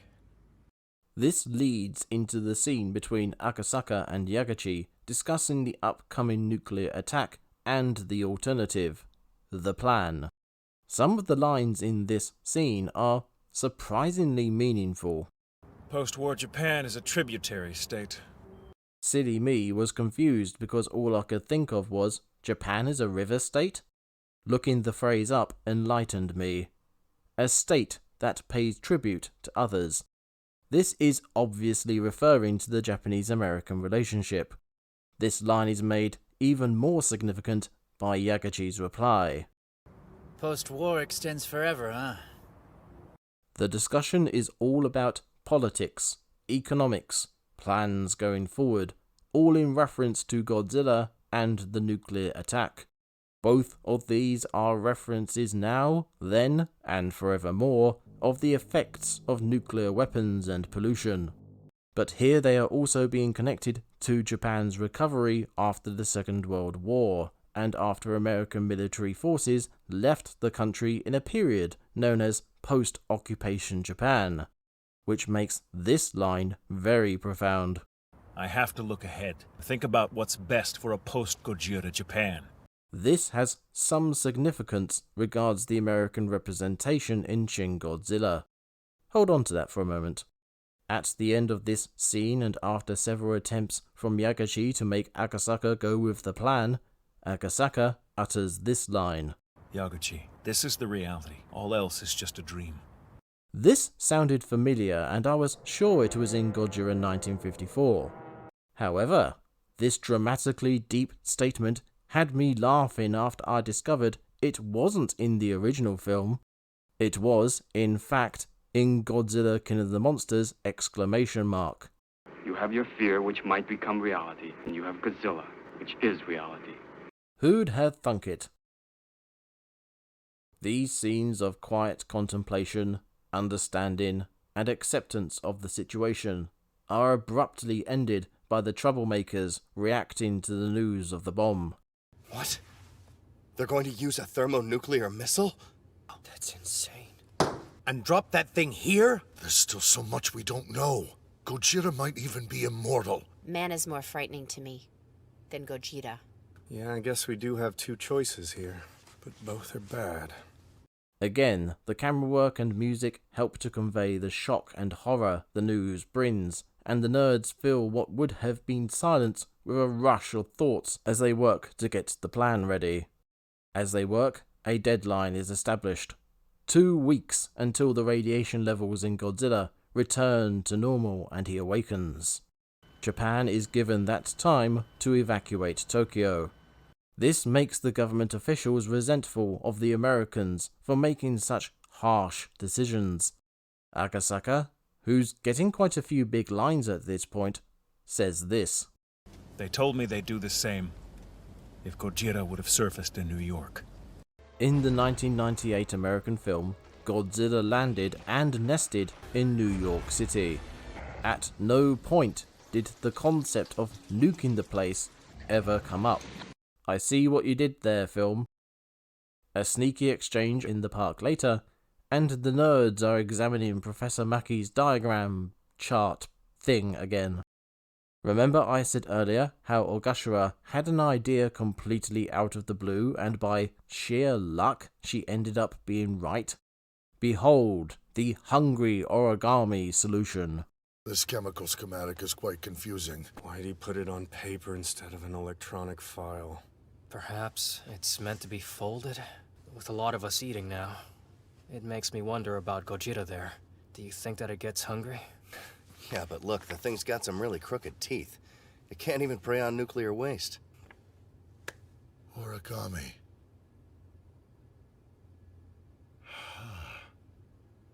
It's not eaten. The next sequence goes into explaining what it is the nerds have figured out, and it's a hell of a thing to follow along with. Watching this through the first time, I thought I got it and understood it. Watching it back and picking out the details, it's a minefield of comprehension. Simply put, the incomprehensible flowchart represents a theoretical cell contained in Godzilla's body that can transform basic elements into energy. The fold-in chart depicts the many ways in which the cell does this. Gojira is a mixotroph with an organ that converts decaying heat into the energy that sustains it. When either hydrogen or nitrogen enters the body, it's converted into the necessary molecules. Mixotrophs are organisms that can use multiple different sources of energy. Plants can get energy from the sun, the soil, and, in the case of carnivorous plants, insects too. Wait, wasn't Godzilla Earth supposed to be a giant plant? Blimey heck, these films have a worrying amount of things in common. Anyway, this revelation throws a spanner in the works of the plan, because, as Yagaji puts it, what you're saying is that Gojira is not only a threat to mankind, but also an organism that could potentially be indestructible? That's a leap, but alright. A few supercomputers and a week later, the formidable flowchart is converted into digital space, where everyone's ideas can be visualized. Again, the camera work is rather clever. We get to see everyone's reactions to the data up close and personal. We also get to see the data, but not in a way that means anything, meaning it's less work for some poor bastard in the writing room or visual effects department. I see what you did there, film. All of this is referred to as Mackey's riddle, as it was Professor Mackey who devised the theoretical cell before his disappearance and presumed death, and before Godzilla became a thing. This leads me back to one of the biggest recurring problems with the film, one that connects with events we've already witnessed. Gojira's body has molecules that can do this, and the proof of this is in the unknown radioactive isotope. I'm sure of it. Gojira is a mixotroph with an organ that converts decaying heat into the energy that sustains it. That's my hypothesis. Professor Mackey theorized that a creature with ancient biology could be mutated from radioactive waste. He predicted the mutant could have cells that would convert basic elements into energy, making it highly adaptable. All this he theorized and printed out before his disappearance. All this is then found, studied, and used as a foundation to build theories surrounding Godzilla, the results of which lead to this lot deciding that yes, the plan will work. This is all theoretical, and despite having samples of Godzilla to play with, no mention is made of examining them to see if all the theorizing is accurate. For all they know, everything Professor Mackey and, by extension they, had just come up with could have been utter rubbish. But then, everything stated in this scene was completely inconsequential. We have no certainty the coagulant will be effective once it's inside Gojira's body, killing the Yaguchi plan. 1 week later. It's not the cell membrane itself, but an extremophile configuration that inhibits cell membrane activity. This inhibitor could mean the blood coagulant plan is still a viable option. Before the chart was deciphered, they were going ahead with the plan. After the chart was deciphered, they went ahead with the plan. Working out what the chart meant added, took away, and changed nothing. What was the point of all this? The chart only wasted time, bringing the execution of the plan closer to the deadline of the nuke. Speaking of, the new Prime Minister is informed the plan is ready and needs his approval. Mr. Soggy Noodles is initially reluctant because the American nuclear strike is imminent. But after literally one line from Izumi and one line from Agasaka, the Prime Minister changes his mind and signs off on the plan. Why let other nations blow our country up when we could save it? Perhaps it's time that Japan did as it pleased. Keep that last line in your back pocket for later. We also get this little tidbit. Some say the US seeks a quick resolution to bury their knowledge of Gojira. This is a final and overt declaration of what we've been seeing so far in Shin Godzilla. From using Japanese resources to find Professor Mackey, essentially a lost asset to the US Department of Energy, to keeping Godzilla a Japan-American affair because of the unique isotopes he produces, even when the rest of the world wants to get involved, to working with the Japanese misfits to gather intel on Godzilla, and finally to bombing the crap out of Godzilla, not to save Japan, but to save themselves, and to cover up their involvement. Its body is harboring new elements that are unknown to science. Well, this certainly explains why the U.S. Department of Energy moved so quickly. With abilities like these, it could rapidly colonize the entire world. Let's go. The Defense Secretary wants to use a warhead against Godzilla, because there's now a 13% chance of Godzilla landing on the West Coast. Add all this together with these lines. It's easy for them to say with us in far-off Asia. Post-war Japan is a tributary state. Post-war extends forever, huh? As well as this choice sentiment from later on. Japan has grown up enough to have international trade deals on the sly. The film gives the impression that America, at least in Shin Godzilla, considers Japan to be a lesser country, suitable only to be used and abused. Because of this, everything America has done under the guise of helping Japan has actually been about helping themselves. But the nuke is a step too far, and even those initially accepting of it don't take much persuading when an alternative arises. There's also some stuff to do with philosophies being introduced in the film, but we'll talk about those later. The plan is ready, and having been signed off on by the Prime Minister, it finally gets an official name. Yashiori, after the legendary sake that fell to Hydra. With the Yashiori plan going ahead in spite of the nuclear strike, a delay is needed to get everything together. In the end, this is achieved with the help of France, which, jumping ahead briefly, leads to this delightful scene. Now that's showing respect. we see Kayoko discussing the Ashuri plan versus the nuclear solution. This is where we get the grown-up line from, but also another interesting sentiment. Nuclear weapons are a deterrent. I've been trying to advise Charles against it, but it goes against the flow of the mainstream. This follows suit with earlier scenes when the previous Japanese Prime Minister made bad decisions based on public opinion and/or seniority in the hierarchy. And despite the overly negative light Shin Godzilla shines on anything American, it also tells us that, just like the Japanese government, not every government body is entirely of one mind. Shades of grey and all that. No, not like that. Stop it. Kayoko is advised that helping the Japanese government could affect her career, but despite this warning, she's off to lend a hand. The US will give my plan a shot? Well, it helps to have me as a friend. I'm sorry, what? This is yet another unfortunate side effect of Shin Godzilla. It has a lot of political doohickery going on as is, whilst also trying to maintain its pace.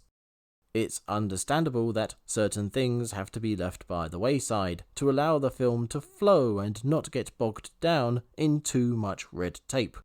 However, it is slightly jarring that we go from America wants to bomb Japan to America is helping with the Ashuri plan in literally a scene cut. I would very much like to know what happened there. Yagachi is heading out to lead the troops, sort of, and his colleagues are trying to persuade him otherwise. It's one of the few times in this film that characters get to be proactive rather than reactive, to make meaningful decisions that aren't under pressure or in reaction to something. Here, Yagachi could stay far away from the action, but instead chooses not to. Not only is this in contrast to the first Prime Minister who, admittedly against his own judgment, died trying to leave Ground Zero, but it's also a shrewd political move on Yagachi's part. His being Prime Minister was discussed earlier and is being discussed as he tries to leave. You want his job? Not right now, but maybe in 10 years. Don't you want to be the PM in 10 years? If we're not able to pull this off, there may not be a country left by then. By leading from the front on the mission to save Japan, he's shown to be strong, heroic, all that good stuff needed to be an inspiring leader. If the plan succeeds, he will be held up as a hero and a popular choice as the next Prime Minister. Alternatively, if the plan doesn't work, then he's at least shown to risk his own skin, giving him some merit. Or he might be killed, which will save him all sorts of trouble. Plus, if the plan fails, then Japan is either going to be nuked, or Godzilla is going to take over the world. Hell, maybe even both for all we know, and Yagachi might not want to be around for all that. Shrewd. Very shrewd.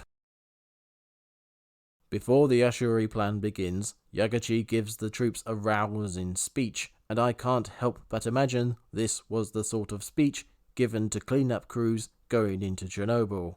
Operation Yashiori will be dangerous! The risk of radiation exposure could result in both sickness and death. I cannot promise that all of you will make it back. But know that your work will matter! The future of Japan is now in your hands! Protect it! The fact he's going with them only makes his decision more heroic. But it doesn't quite draw attention away from his hair.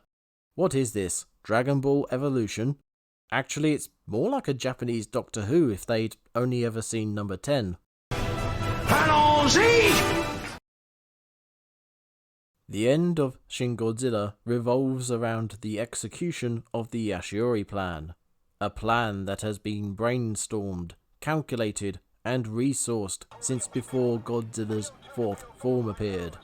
It's a plan that was formalized and prepared for, even as the rest of the Japanese government were giving up on saving Tokyo. It was imagined by troublemakers and social rejects who focused on saving lives whilst those in charge focused on saving face.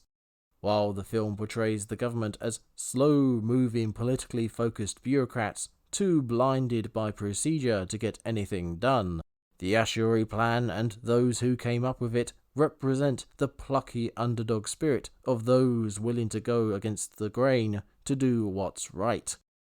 It is the last, best hope for Tokyo. And it's bullshit.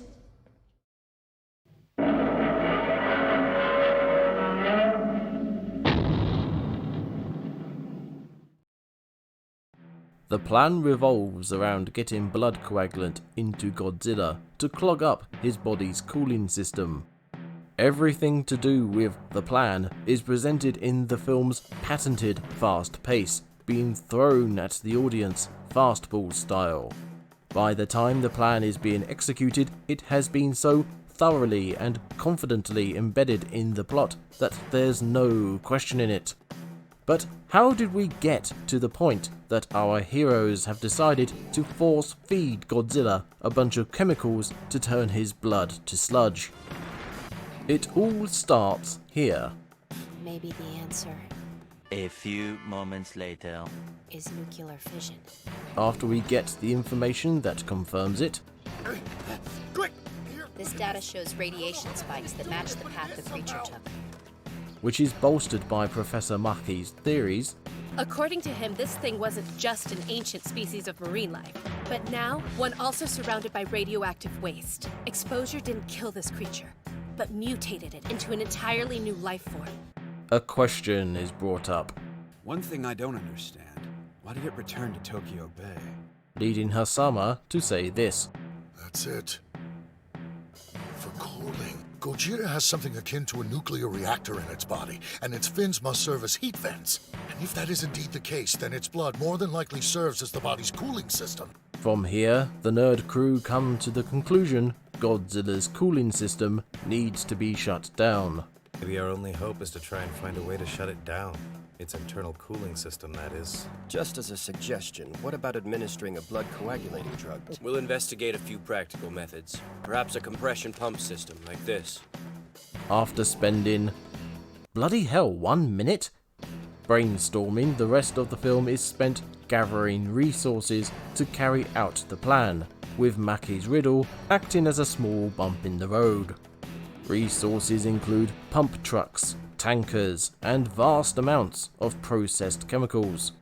All this leads to the execution of the plan, which we will get to shortly. But first, we need to examine the steps that led us here, and why so many are missteps. First off, the initial hypothesis. I mentioned before how the nuclear fission theory came out of nowhere, and how evidence for this theory turned up afterwards. It's like the film got these scenes in the wrong order, which makes even more sense when more theories are developed from orgasherers after the evidence comes to light. Even so, the nuclear fission theory is a flimsy one that should have been questioned more, but then that's a bit of a running theme. Maybe the answer is nuclear fission. Its fins must serve as heat vents. And if that is indeed the case, then its blood more than likely serves as the body's cooling system. Gojira is a mixotroph with an organ that converts decaying heat into the energy that sustains it. That's my hypothesis. And the proof of this is in the unknown radioactive isotope. I'm sure of it. In all these cases, the ideas were just accepted. All of them should have been questioned, disputed, and investigated. In some cases, evidence was readily available to either confirm or debunk these ideas, but never examined. This wouldn't be so bad, except there are so many other conclusions that could have been made. The nuclear radiation found where Godzilla was walking could have been material falling from his body where he had been swimming around in it. This is actually something that happens in Chernobyl. Dogs living in the area are highly radioactive. That is, until they're given a bath and all the radioactive material in their fur is removed. The same could easily be happening with Godzilla. Alternatively, Godzilla's body could be irradiated because of exposure to nuclear material, and trace amounts could be left behind to be detected. Neither scenario would require Godzilla to have a nuclear reactor in him. In fact, later on, Professor Mackey's notes suggest Godzilla could generate plenty of energy for himself without the need for nuclear fission. Gojira is a mixotroph with an organ that converts decaying heat into the energy that sustains it. I complained that Maki's riddle was a bit of a waste of time for the film's events. Now it's also a stumbling block for the Yashiori plan. The nerds didn't know that Godzilla had a nuclear reactor in him. They didn't know his blood was a cooling system. The plan was based on ideas that were, in turn, based on information that could have pointed to several other viable and indeed more feasible conclusions that just weren't brought up. A long time ago, or about an hour ago, I talked about the experts the Prime Minister brought in and how useless they were. This was because they refused to make a claim or a decision based on the lack of evidence. The troublemakers are the exact opposite. They have a sliver of evidence and an idea, and from those come up with a wild plan. Imagine if one of these plonkers had said, "I believe this is an entirely new form of life that has a natural nuclear reactor in its body and uses its circulatory system for cooling. I suggest we pump it full of chemicals that will act as blood coagulants to shut the whole thing down." I'm pretty sure he'd be escorted out of the building in a straitjacket. The difference between one of these three presenting these conclusions and Hasama presenting these conclusions is some radiation being detected and said new life form running back to the sea. That is how flimsy this all is. But these conclusions are only one problem with the plan. When devising the plan, the pains in the arse go with the first idea that comes to mind. Just as a suggestion, what about administering a blood coagulating drug? What makes me laugh is Sodera here just happens to have a picture of the exact kind of delivery system they will need for this exact plan, despite them only coming up with it just now. Why does he even have this picture with him? And when I say just now, I mean they went from nothing to let's pump blood coagulant into Godzilla to clog up his veins and shut down his internal natural nuclear reactor in less than a minute. Worse, they state they're going to start gathering resources and present the plan to the Prime Minister right there and then. It's insane how quickly this all happens. As per the events of the film, the blood coagulant idea did end up working.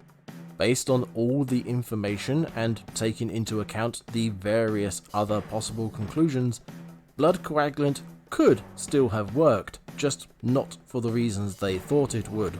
If Godzilla still had a working circulatory system, the coagulant could have killed him just as easily as it would any other organism, by making his blood clot and causing a cardiac arrest.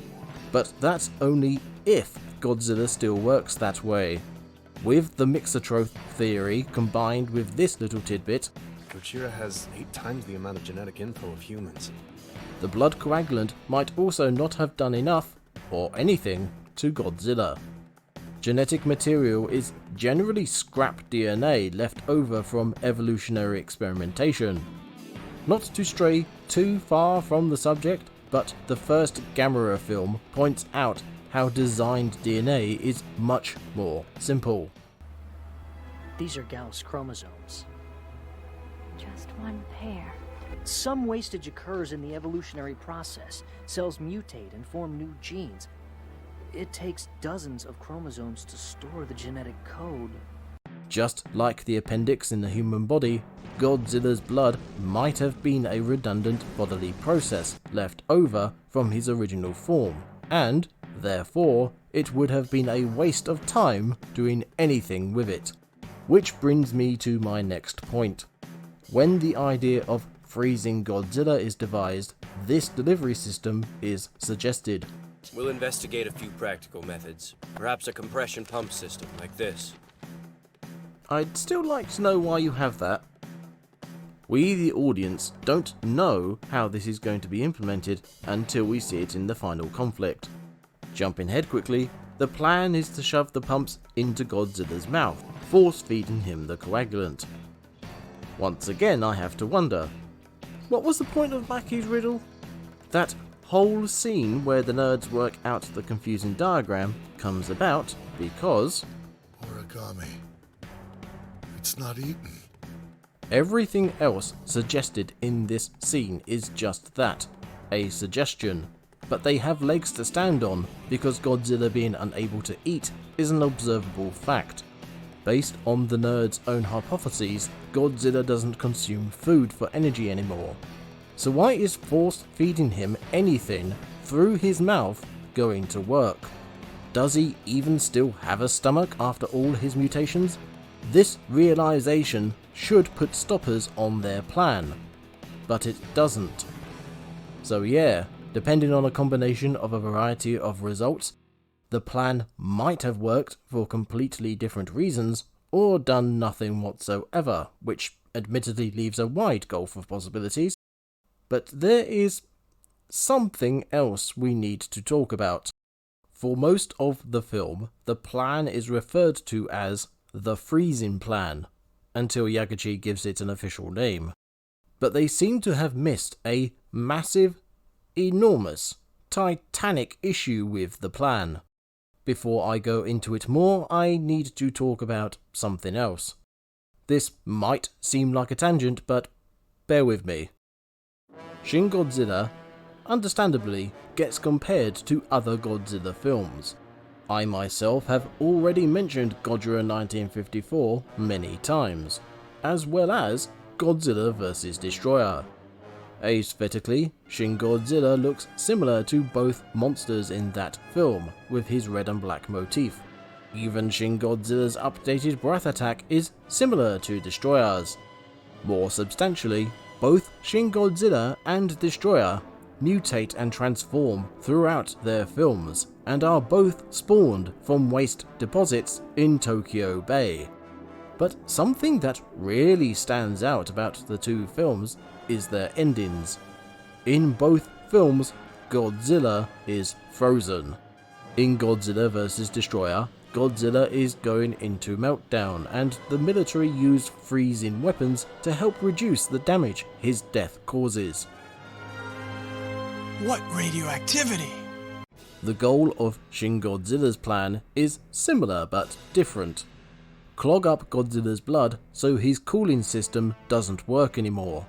According to the film, this would mean Godzilla would freeze over for some reason. Again, ignoring all of the issues with this being a thing, if Godzilla's blood is a coolant and his blood flow is a cooling system for his body's internal nuclear reactor, then clogging it up would not necessarily be a good thing. And it's not like the very thing this film is satirizing couldn't tell them this. The Fukushima nuclear power plant melted down 3 times. The tsunami cut off mains power to the nuclear power plant and then flooded the backup generators, preventing fresh water from being pumped into the nuclear reactors. Simply put, the tsunami shut down the cooling systems, causing the reactors to overheat and melt down. In Shin Godzilla, the nerd crew wants to do the same thing, but with the opposite result. Everyone assumes that clogging Godzilla's veins would cause his body to shut down. None of them think about the obvious result of his body overheating. The freezing plan could easily have turned into the meltdown plan, and the end of the film would have looked like the scene from Godzilla vs. Destroyer. A meltdown. First his heart, the reactor will melt down. Then his outer body will. There'll be nothing left. But when he does melt down, he'll destroy the Earth, too. The entire plan could have been saved if the goal hadn't been to use coagulant, but some kind of freezing solution instead. But we can only judge the film on what is, rather than what ifs. And unfortunately, that is not what Shin Godzilla told us it was doing. This is only made worse by everyone's reactions. No one stops to ponder if there are any alternatives to what they are doing. No one asks if the theories and ideas proposed are, in fact, accurate. Everyone latches onto the first idea provided, and the plan that they develop based on the information they had might not even have worked, and if it did, could just as easily have killed them all without them even realizing. The fact that everything goes as planned is less of a show of knowledge, skill, and methodology on the part of the characters, and more the worst case of plot armor I have ever seen. And I've seen The Mandalorian. But all of this has just been about coming up with the plan, the preparation, and the potential results. We haven't looked at the execution of the plan yet.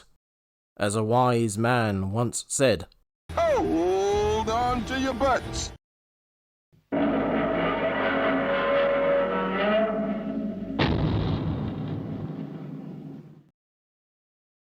After Godzilla finished lasering the American bombers, he stumbled into Tokyo Station and fell asleep. As such, the execution of the Yashiori plan will be carried out with this environment in mind, for better and for worse. In universe, this was a random place that Godzilla just happened to be near when he was attacked. In the meta, this was a recognizable location, and whoever came up with the final event of the film probably had some good ideas for it. As we will see, I believe some things had to be adjusted along the way. But, as always, we'll get there. Yagachi arrives at a nearby building overlooking Godzilla's sleeping spot. This is what I meant before by sort of leading the troops. He's there and part of the operation, but he's pretty bloody far away too. Anyway, Yagachi is given a weather report by those already assembled. Weather readings were just confirmed, sir. Optimal conditions as hoped. Skies are clear. Northwest wind is at 2 meters. It's holding steady and conditions remain steady. The plume should blow out to the bay and minimize the impact to the city. That is very lucky considering this is basically 0 hour and they can't not perform the attack. If the weather was any different, the results of the assault would be far, far worse. I'm giving this a pass as it's not beyond the realm of reality for such convenient circumstances to occur in nature. It's still convenient though. Yagachi is told that they are waiting on civilian evacuations. Yagachi responds, "We can't wait. Let the local governments know we're proceeding." This is a direct and blatant connection with the attempted helicopter attack earlier. That situation may have been the perfect opportunity to end the whole event, but the chance wasn't taken for the sake of a few stragglers. Or suicidal nutters, take your pick. Still have no idea why they were there. Yagachi committing to attacking when it hasn't been confirmed that all the civilians are safe is an interesting choice. It shows Yagachi is different from previous governmental leaders, that he's not willing to risk a greater threat or let slip an opportunity at removing one for the sake of a few lives. The needs of the many and all that. The decision shows determination, resolve, and calculation on his part, as well as recklessness and ruthlessness, which I'm not sure the film was meant to present. At any rate, the decision is made, and the Yashiori plan begins. Phase 1 diversion, begin! Yep, we're starting with bullet trains. In terms of what this is for, I think this is meant to wake Godzilla up ready for Phase 2, so there's no wasted efforts and he definitely uses the maximum amount of energy. Then again, something happens later that throws this idea off and resigns Phase 1 to the category of I have no idea what this is supposed to be doing. But we'll get to that. Proceed to Phase 2. Commence with the aerial assault. Copy that. First wave airborne, engaging. Gojira's taking down the drones, just as we anticipated. Going to wear that thing down and keep it discharging energy until it's spent. This makes much more sense. Without any theories or assumptions or anything construed from uncertifiable means, cough, coming up with the Ashuri plan, cough, we have seen already that Godzilla needs to chill out after using his laser attacks. Throwing automated weapons at him to wear him out is very logical. I do find it funny that we have this massive display of lasers waving back and forth across the sky, and no one is reacting to it. Seriously, not one person is looking up and saying, "That's quite pretty, that." Anyway, we get the first signs of the consequences of Yagachi's insistence. Contamination zone is growing. Radiation. It's exceeding the permitted amount. If we stop now, all will be lost. So continue the attack. I'll come back to that later. For now, we can move on to the lasers. Previously, I stated I thought the back attack was overdone and overshadowed the new breath attack. I also stated it negatively affected the effectiveness of something that happens later. Here is that something. They've stopped discharging from the fins, but something strange is happening.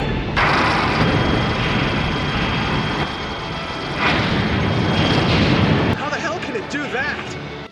Between the way it's presented and the reactions of people seeing it, I reckon this was meant to be the standout surprise ability. The problem is, it's outdone by the ludicrousness of the back attack. The film would have benefited from having Godzilla only using his breath and tail attacks. It would have kept the value of the former and made the latter more impactful. As it is, it's an energetic display, using the already flailing tail to more quickly respond to threats. Good idea, shame about the other one.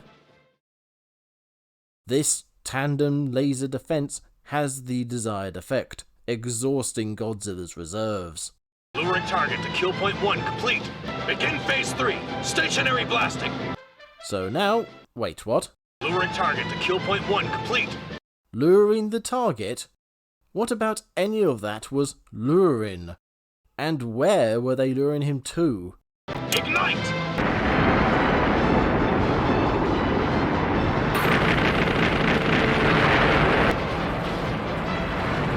I'm sorry, but no. Godzilla starts out standing in the middle of the train station, which is what allows the trains to run into him. He then spins on the spot, firing his lasers at the drones, which is confirmed by this shot shortly before the buildings come down. But then, suddenly...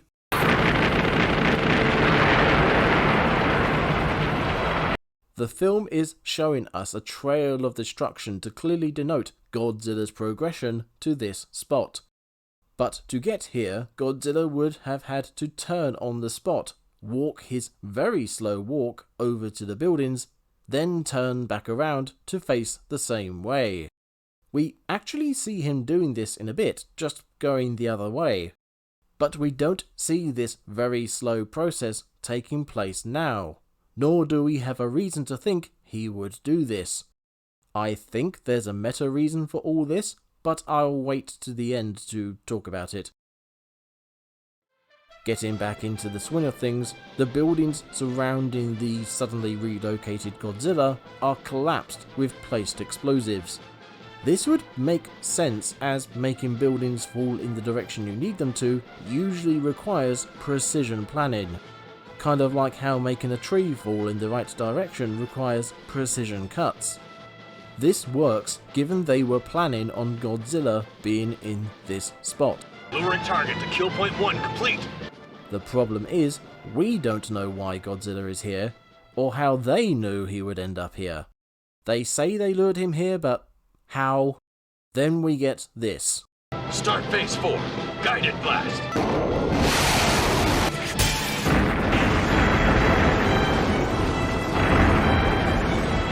This makes a lot more sense based on what we know as an audience.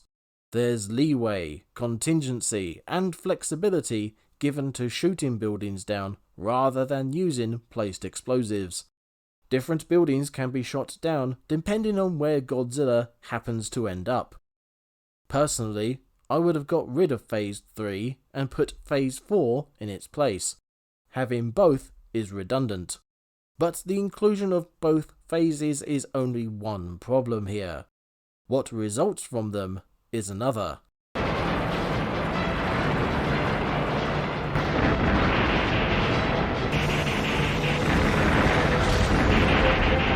Once again, the editing is an issue. Phase 3 explosions topple these buildings onto Godzilla, covering his torso. When Phase 4 begins, his torso is now ahead of the rubble it was just under, with no indication of his having climbed out of it.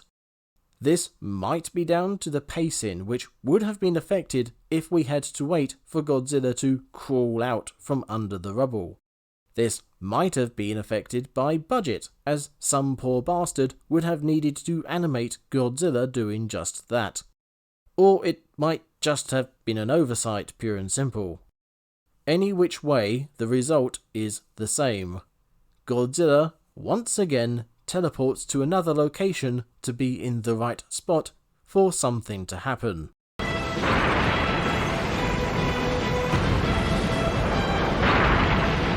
Now I see why they kept teleporting him. The way he falls looks so odd. I've been trying to rationalize it, but I can't make it make sense. Unfortunately, just like with that dread helicopter scene earlier, the plot gets in the way of sense. Godzilla can't fall flat on his face here like he did seconds before, nor can he fall on his side in the same direction as the falling building. Either of these would prevent Phase 5 from taking place, and the film can't have that. Target is down! Launch final phase. Deploy special crane platoon! Injection! Crane 12 and BP-2 deployed! In isolation, this phase makes sense. Godzilla has been shown to have difficulty closing his mouth, if it's even possible given how messed up it is. Being rudely awakened, exhausted from defending himself, then pinned down by falling buildings, sounds like the perfect way to get him into position to be force-fed. If only the film had done it slightly differently. And I also wish they didn't show his mouth opening wider as if accepting the hoses about to be shoved into it. The lorries begin pumping the blood coagulant into Godzilla's mouth, but then...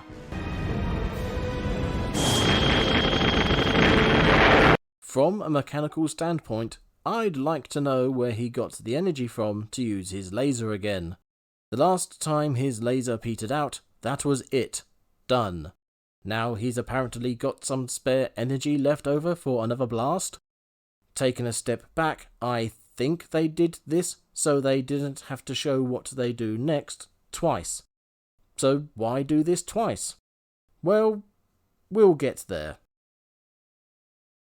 After getting Yaguchi's reaction to the deaths of the men carrying out his plan, Godzilla rises out of the rubble he was pinned under. Look, the target's slowing down! No, looks fine to me. If anything, he's pretty spry, especially compared to his emergence from the sea earlier.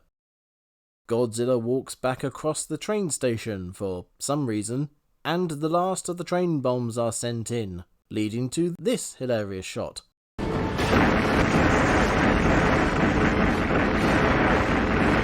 Were these on ramps or something? What on earth is going on?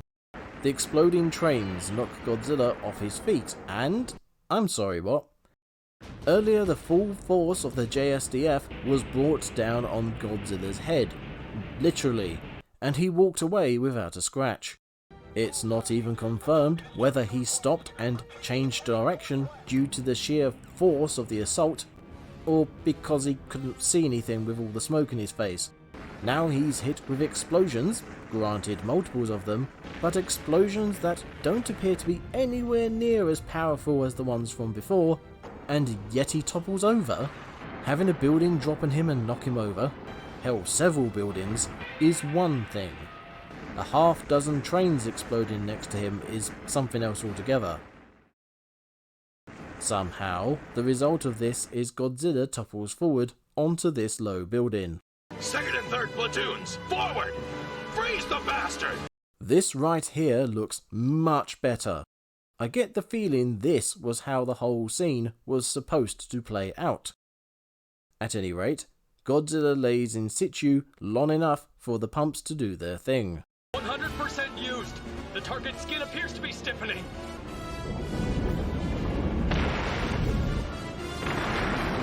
Then Godzilla does what he should have done earlier.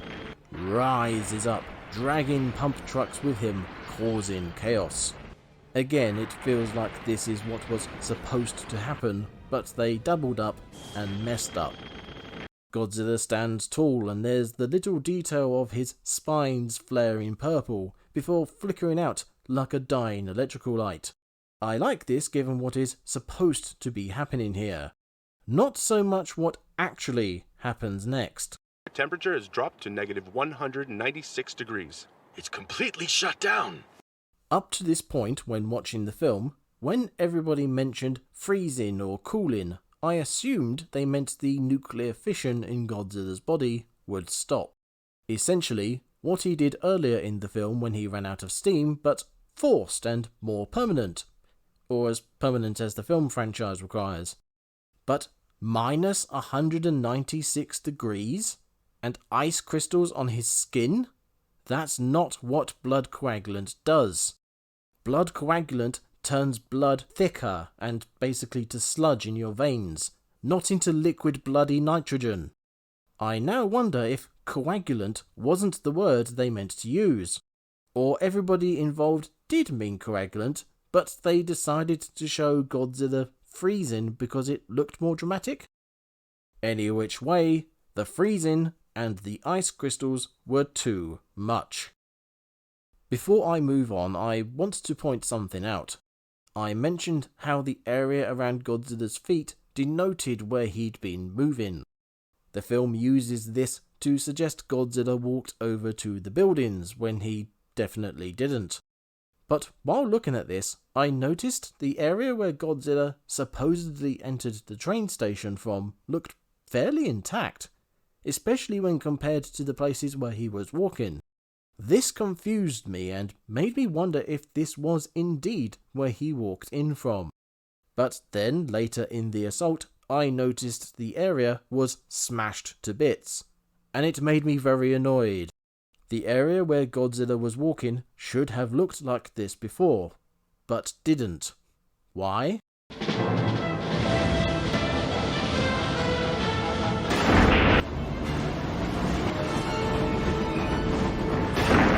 The film altered reality to make it so the trains could hit Godzilla. Once they had done so, they changed the area to what it should have looked like before. And if you're thinking that the trains exploding broke the tracks, then why don't the tracks on the other side of Godzilla look like that too? This reinforces my idea that this whole thing was meant to play out differently. Shorter. The bullet trains would hit Godzilla, waking him up. The drones would attack, making him waste energy. The buildings would drop on him, pinning him down on top of the station, allowing the pump trucks to feed him coagulant. But then someone pointed out how none of that would work logistically, so they altered it, and things went wrong from there. They really should have changed this whole event, but more likely as not, time and budget restraints probably took their toll. A shame, really. From the pen of the sea monster. I do beg to ask, since Godzilla was shown to have a sort of auto-defense system while he was dormant, like when he shot down that one surveillance drone while it was just peeking from the corner of some ruins, why didn't that same system go off on the bullet trains?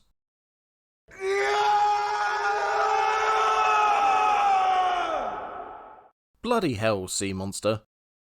So earlier I pointed out how the Nerd American collaboration discovered Godzilla had phased array radar. That means it can instinctively detect and intercept any approaching objects. I took this purely as an explanation as to why Godzilla could shoot down bombs, planes, missiles, and drones with his back attack whilst not looking at them. And with everything else going on with the execution of the plan, I kind of forgot about it. Now I've been reminded, we have some talking to do. If Godzilla can shoot anything that approaches whilst he sleeps, then the bullet trains, and any other trains used against Godzilla, should be toast before they get to him. As I said, I can only assume the bullet trains were meant to wake Godzilla up, so he uses the maximum amount of energy to defend himself. Clearly, this is less energetic than this.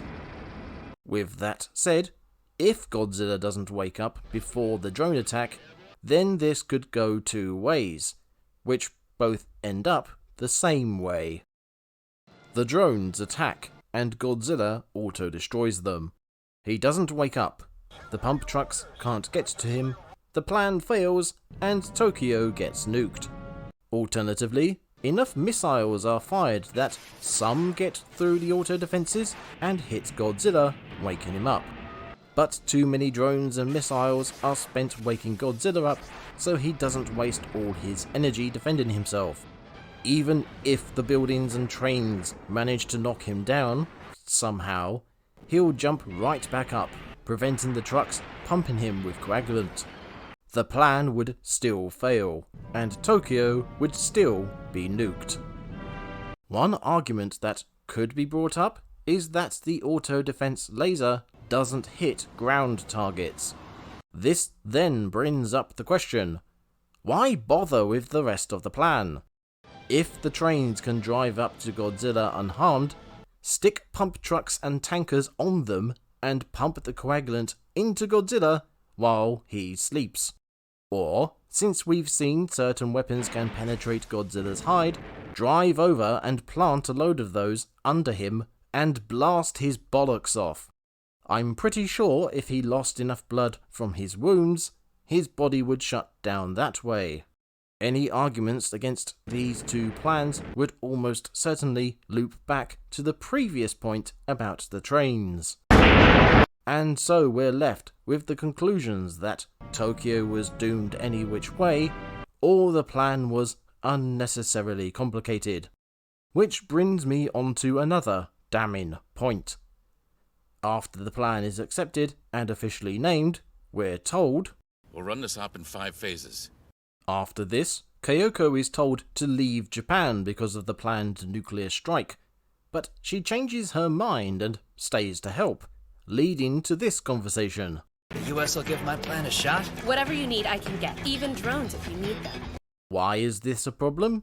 Proceed to phase 2. Commence with the aerial assault. Copy that. First wave airborne, engaging. Start phase 4. Guided blast. These are American military forces being used in a plan worked out prior to Americans getting involved. Since Japan doesn't have UCAVs or cruise missiles, how did they know to include them in the plan before they knew they could use them? Arguably, Phase 2 could have been carried out by planes rather than drones, but considering what Godzilla does to the drones, deciding to use planes would have required some Zap Brannigan-style thinking. I sent wave after wave of my own men at them until they reached their limit and shut down. As for the missiles, potentially Japan could have used this bit of kit from earlier, but even if we accept there were alternatives in place and the Americans were subbed in prior to the plan's execution, they had literally a day to get these changes organised. Hell, Yagachi sounds surprised the Americans are helping as he's about to go out and give his speech. I know speed and efficiency is all part of Shin Godzilla's thematic message. More on that later. But this is extracting the urine. But given all the other problems the plan and its execution has, I suppose we can just lob these atop the pile with the rest. Oh dear. Oh dear. With Godzilla frozen, We are then shown people looking relieved, amazed, a few handshakes here and there. Certainly not. This isn't a wish granted, this is a prayer answered. We then get this line from Ogashira. Gojira's new isotope has a half-life of 20 days. That's good news for the residents of Tokyo. Yeah. Thank goodness. This announcement is the first time Ogashira makes an emotion in the film, expressing how much of a relief this is. Cut to Akasaka as he tells Yagachi about the country needing a new cabinet, and Yagachi's opportunity therein. He also gives this sentiment. This country was devastated before, but it rose from the ashes. It'll do so again. Once again making a strong and relevant connection to the nuclear bombings on Japan, and the strong and relevant connection Godzilla has always had with them. You can't even say this is overt because it makes absolute sense with what's going on. Well done, film. We then join Kayoko and Yagachi up on the very platform from which Yagachi commanded the assault on Godzilla. Kayoko says she likes the way Yagachi operates and that they will work well together when they're both in power, which leads Yagachi to express this thought. The fact remains that casualties were high, and accountability comes with this job. A politician must decide whether to own it or not. I myself choose to own it. This line represents a different way of thinking. Politicians do not own up to their mistakes, regardless of how obviously guilty they are. By comparison, Yagachi declaring he will take responsibility for his decisions is a breath of fresh air.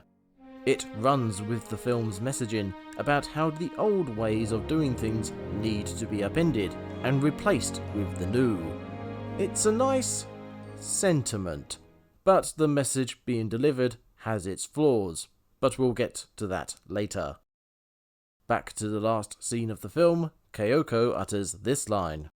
Like Maki said, do as you please. Then Kayoko walks off, leaving us with this image. This is the perfect shot to leave the film on. Even Yagachi looking round at the camera works. This last, or nearly last, image really imbues the Godzilla is part of the landscape metaphor. Given in reality there are already several Godzilla statues situated around Japan, Shin Godzilla showing us this image is basically art imitating life. Actually, considering the old Godzilla films inspired the statues, is it life imitating art? Art imitating life imitating art? But then Godzilla 1954 was inspired by real events, so art imitating life imitating art imitating life? Let's get back to the film before I explode my own head. After Kayoko leaves, Yagachi turns back to face Godzilla. I guess now's not the time to quit, because things aren't settled. Not yet, at least. For us, the audience, we are shown Godzilla's tail, and the humanoid horrors splitting off from it. So what is Yagachi referring to? The monsters in the tail? Godzilla himself?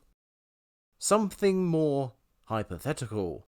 To answer that, we need to examine the characters of Shin Godzilla.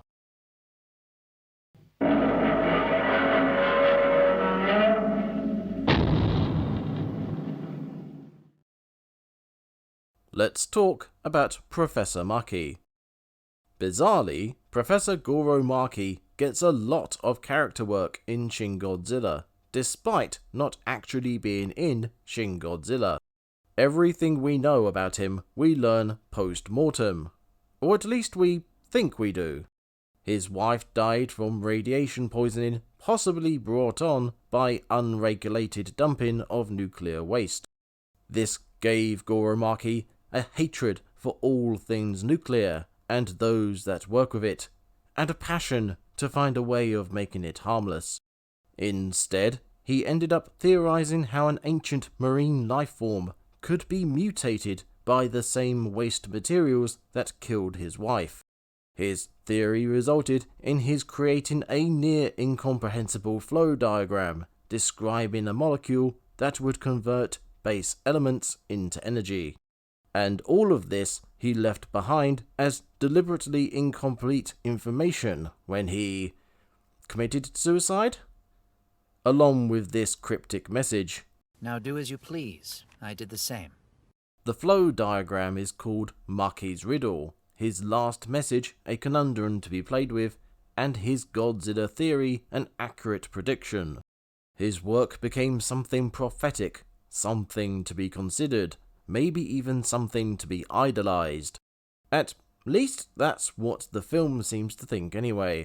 As much as Godzilla did end up being a thing, the molecules Maki theorized might not have been, and thanks to the film they were never confirmed. His last words also seem to be a motto for the film, informing a lot of actions. Perhaps it's time that Japan did as it pleased. Does his do as you please include nuclear weapons? Like Maki said, do as you please. During the film, Yagachi and Kayoko theorize between themselves why Professor Maki did what he did. I get the feeling Maki anticipated this. Maybe he saw the arrival of Gojira as a test. Do as you please, right? That's a pretty hard thing to do in this country. Does his do as you please include nuclear weapons? On the face of it, this phrase, this motto, seems fairly standard fare for a film, a call for action and independent thinking for the heroes to enact. But potentially, this phrase might have a darker side to it. Kayoko and Yagachi are inspired to do good.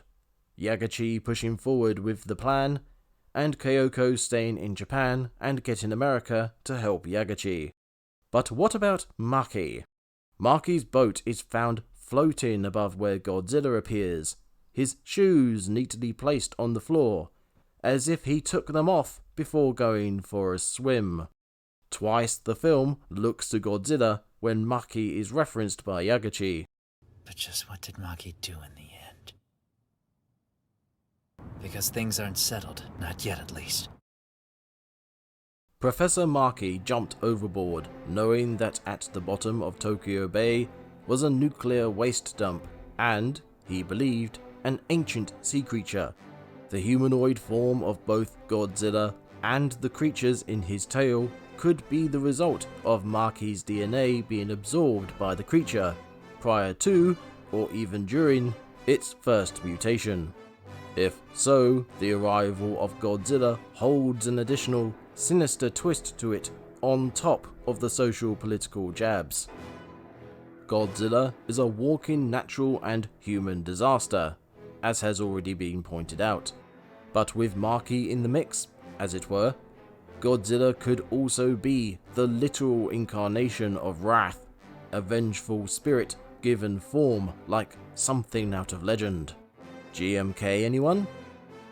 This interpretation then gives Maki's last words a light and dark side. Do as you please to save Tokyo from my rage, or do as you please to let it be destroyed. This is quite the twist in the tale, so to speak, and shows a lot of potential that could have been given to a living character to, quite literally, act upon. A shame, but good nonetheless. But Maki is one character, a character that doesn't even appear in the film. What about the other characters?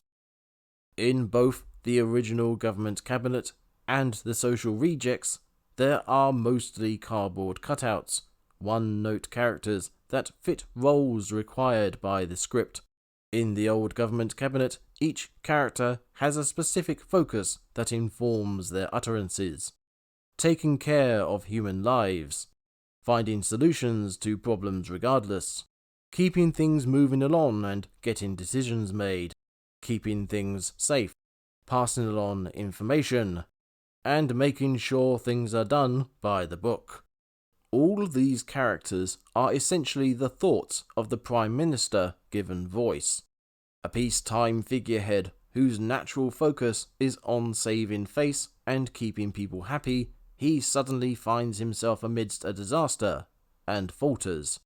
Because of this, the film does give the Prime Minister some sympathy, but it's heavily outweighed by his failures thanks to his confused and misguided decision-making.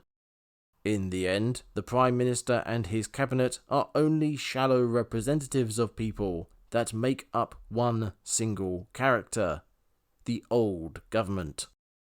So what of Yagachi's posse? There are as many characters to be found here as in the old government cabinet, and arguably they hold just as much character between them. There are plenty of people hanging around, with some of them occasionally doing something.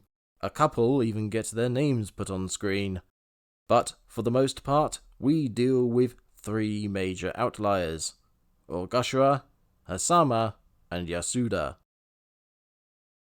Ogashira is a bit of an ironic entity in Shin Godzilla, purely because her blandness makes her stand out. She is brought in as an alternative to the experts at the start of the film, but finds better footing as part of the group of rejects.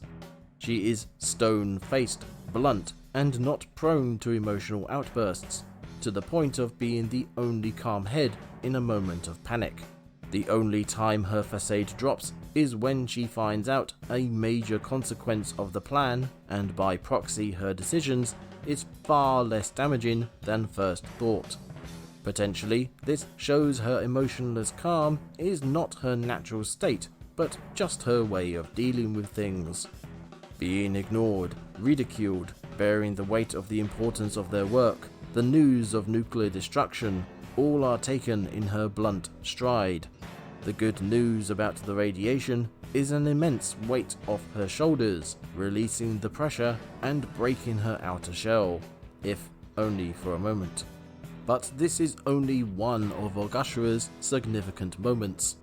Her random idea about Godzilla having a nuclear reactor inside of him is the spark that lights the fire for the plan to defeat him. Her expertise helped to explain scientific concepts, mostly concerning Maki's riddle. And the rest of the time she is making comments on the subjects at hand, in her custom level tone. Standard weapons won't take it down, that's why we're here, remember? Man is more frightening to me than Gogeta. Well, I guess spreading knowledge works. It's these comments that turn Ogashira into a Marmite character. You'll either like these comments, or you won't. Hasama is a biologist whose very presence screams old eccentric, with his greying hair and pink towel that makes him look like an extra from Hitchhiker's Guide to the Galaxy. This little piece of eccentricity informs us why he has such far-out ideas. Based on that fact, I think that communication with it is unlikely. There's still so much we don't know. Gojira might even be immortal. His age, on the other hand, helps us understand why he's more practically minded, using physical notes to express his thoughts. It also explains why Hasama can come up with such detailed ideas about Godzilla's workings, using his advanced years of knowledge and experience to fill gaps others can't. This combination converges into sudden brainwaves that help Hasama solve conundrums. Origami. It's not eaten. That's it. For cooling. These character traits also lead to an utterance that harkens back to the original Gojira. When it's announced Godzilla is going to be nuked, Hasama appears angry as well as shocked at losing Godzilla because of his scientific value. This echoes the sentiments made by Dr. Yamane in 1954. ゴジラを殺すことばかり考えて、なぜ物理衛生学の立場から研究しようとしないんだ。あのゴジラは世界中の学者が誰一人として見ていない。水爆の放射能を受けながら、なおかつ生きている生命の秘密をなぜ解こうとはしないんだ。That thing's self-preservation ability is amazing. There's still so much we don't know. Gojira might even be immortal.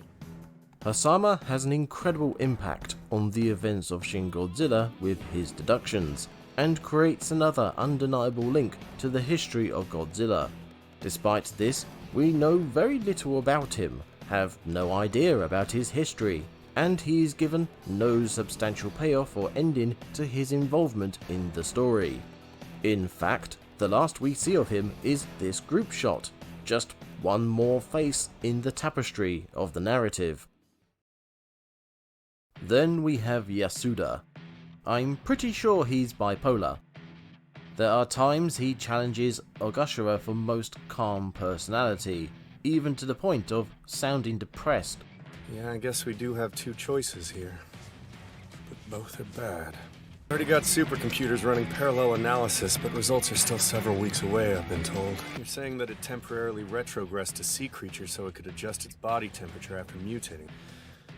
With abilities like these, it could rapidly colonize the entire world. But on occasion he will get very, very excited about new discoveries. Beyond that, he's significant for being the only one to scoff at Ogashira's nuclear fission theory, and being the only one to point out Godzilla's one major activity. Well, behaviorally, all that it's done so far is move. All it does is walk. I was going to go into more detail about these three, and look into other characters as well, both in the old cabinet and the nerd crew, but the more I looked, the less I found. I'm not saying there aren't other characters in there to point out. You yourself might have your favourite, like the man who bowed to someone over the phone, or this guy who looks like a 1920s silent film star, or this bloke who has a constant expression of "I'm going to kill and eat your family," and not necessarily in that order. Regardless, none of them are actually characters that can be examined. Izumi is a perfect example. He's the cool, calm, collected fixer man who has many Chad moments in the film. Just 2 days left on the countdown. I still need 3 days in order to make the amount of coagulant we need. Who on the Security Council could we get to help us stall? How about France? I've got a French contact. Would you like for me to reach out? Yes, please. But I still need you to pick the team. I'll bring you people who speak their minds to the PM. Why let other nations blow our country up when we could save it? Don't go to pieces! Calm down first, okay?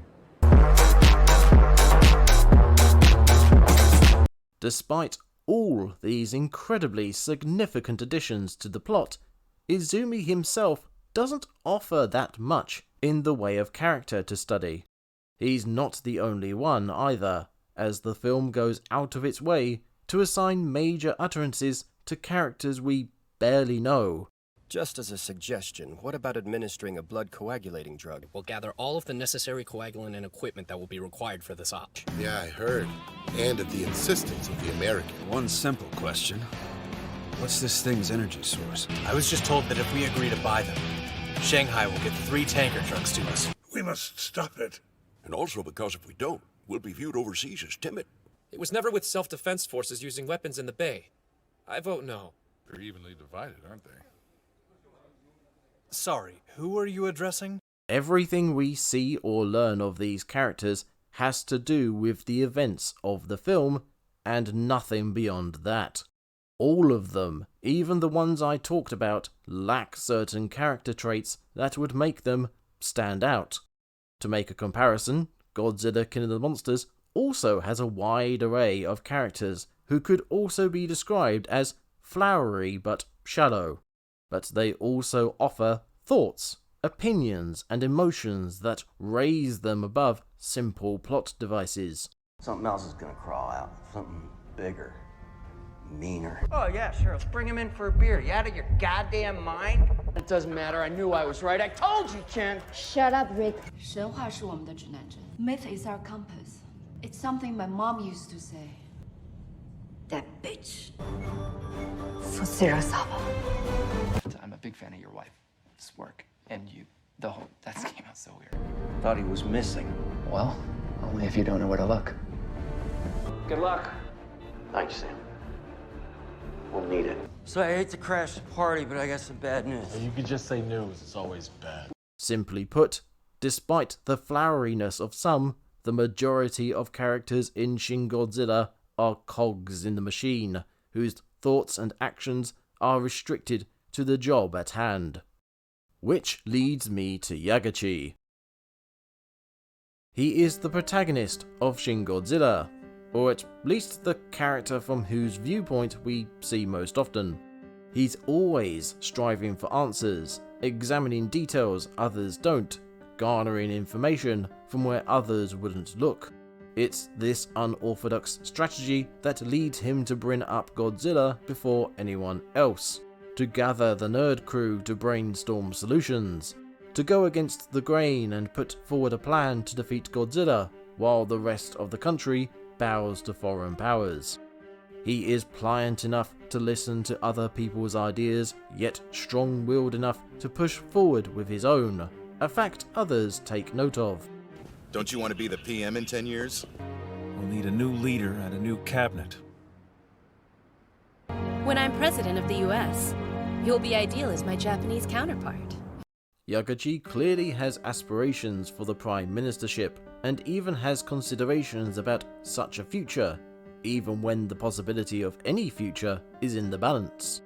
He gets frustrated at the failings of the leadership several times during the film, which would inform his want to change it. But his inexperience shows through when that leadership is gone and he has to manage in their stead. Don't go to pieces! We'll just make do with the few staff that's left! Unlike the former Prime Minister who floundered under pressure, Yagachi learns from it, leading to him making meaningful choices, a significant contrast to most characters in the film, who mostly just react to the situation at hand.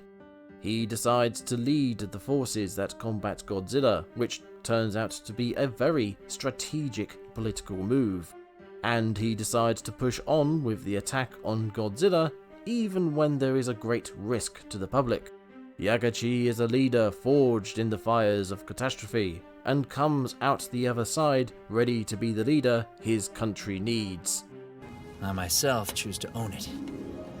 But for all these positives, Yagachi is by no means a standout character. He's more a mouthpiece for frustration at the government and a figurehead for the nerd crew than an actual character. We remember him mostly because he's the character the film follows around the most. And his story arc, whilst he has one, is hardly the Arc de Triomphe.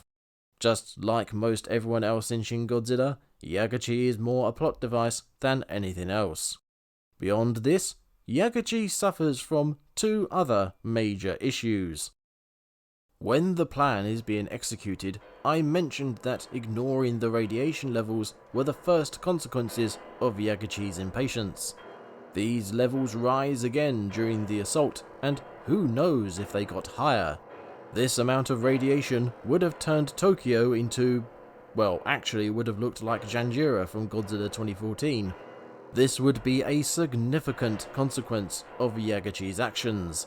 Scarring the city whilst ridding it of Godzilla would be a stain on his legacy. Except Gojira's new isotope has a half-life of 20 days. It'll be gone in 2 to 3 years. Right. a lot of what happened during Godzilla's rampage, casual stroll, a lot of what happened during the events of the film was decided by the Prime Minister and others in the cabinet. Of those decisions, because of the way the government operated, Yagachi had little say. With most of the government gone, and with him in charge of the execution of the plan, the film now has the chance to give Yagachi meaningful consequences for his actions. Just how the Prime Minister chose the few over the many and paid for it, so too Yagachi chose the many over the few. But with news of the isotope, the one big consequence of Yagachi's actions, the irradiation of the city, has effectively been removed. Suddenly, this line doesn't hit as hard anymore. And accountability comes with this job. I myself choose to own it. What accountability? The film just removed huge amounts of it from you. Yes, people died during the execution of the plan, but they knew the risks when they signed up. Yagachi even warned them beforehand. Operation Yashiori will be dangerous! I cannot promise that all of you will make it back! Yagachi could have come away from the events of the film with regrets and guilt to learn from. You know, character development. Instead, he's squeaky clean and scot-free, because the film needs him to be. But we'll talk more about that in a bit. The other problem Yagachi has is this. How did Yagachi come to be here? And why did he do all of this? The answer is,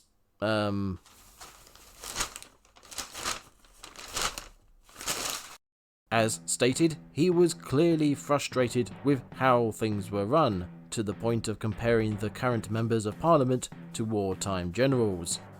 We also get this exchange between Izumi and Yagachi during their discussion about leadership. If you don't like politicians, why'd you become one? Because it's just friend or foe. It's simple. We definitely do not have the same opinions about politics.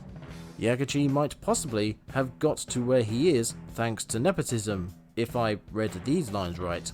It's for Rondo Yagachi. I owe his father a debt, a great one.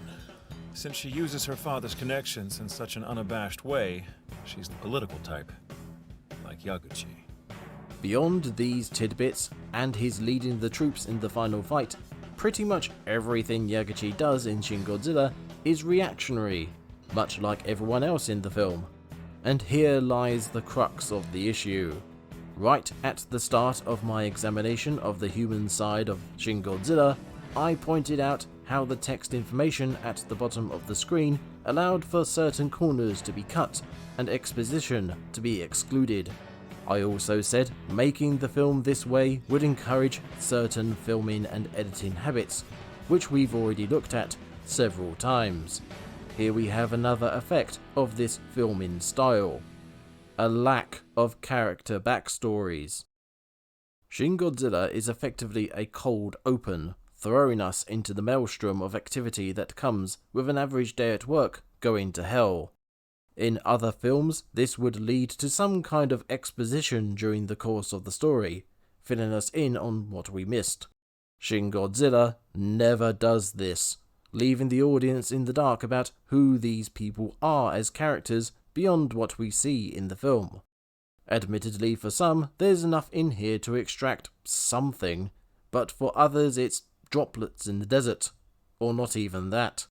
Having random characters we barely see or hear from again utter important lines, although realistic in the setting, harms development for the few people we know, or had time to read the names of. Take Akasaka, for instance. He has some of the most impactful lines in the film. I have to look ahead and think about what's best for a post-Gojira Japan. They told me they'd do the same if Gojira would have surfaced in New York. Perhaps it's time that Japan did as it pleased. This country was devastated before, but it rose from the ashes. It'll do so again. He is one of only 2 people to have a one-to-one conversation with Yagachi about the nuclear bomb. He is apparently important enough to be a spokesperson for the government on telly. He also advises the Prime Minister when he's alive, and unlike Yagachi, amongst others, he's actually paid attention to. He's clearly a significant character, and yet he barely gets the time of day in the film because of the sheer amount of unplumbed bodies filling the screen. They allow for a fast-paced, frantic filmmaking style that stops the audience from being bored by politics and brainstorming. But they also stop the audience from learning about the important characters, leaving them feeling very, very shallow. The only exceptions are Professor Maki, who I've already looked at, and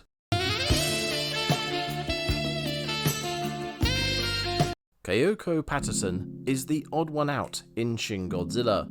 Yagachi, being the main focus of the film, has one of the few observable character arcs, having his frustrated opinions tempered by the experience of leadership. Professor Maki, being dead, or reincarnated, depending on your interpretation, is entirely backstory, since he can't translate his character through actions. Kayoko is the only character to have both a backstory and character development. Weirdly, it's through her that we also learn things about Yagachi, although it's hardly beneficial to our understanding of him. I'm familiar with your record and your interesting history, so the most obvious choice is you. She's the political type, like Yaguchi. Intelligent enough to go through Harvard University and get a law degree. Politically savvy enough to be high up in the American political structure. So adaptable, she can be coldly analytical, heartwarmingly charming, or even seductive from one moment to the next as she deems the situation requires. She's a sly one, is Kayoko.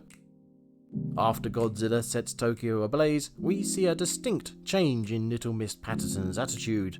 Gone is the near whimsical young woman who strolled off a plane straight from a party. Here is a more professional politician.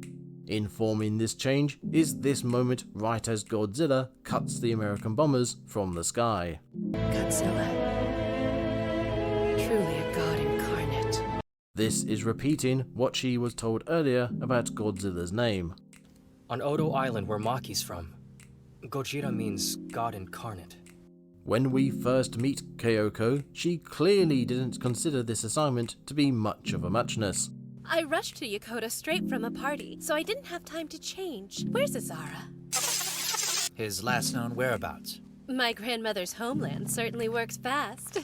Kayoko could very well consider her mission, assignment, what have you, to be so simple and straightforward that it is more of an excuse to go on holiday and visit her ancestral homeland than anything else. But with Godzilla's destruction of the bombers, she suddenly realizes how daunting, how important the situation really is, hence the change in approach with the Japanese government.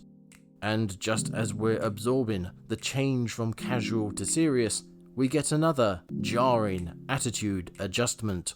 Are you serious? The defense secretary wants to use a warhead against Godzilla.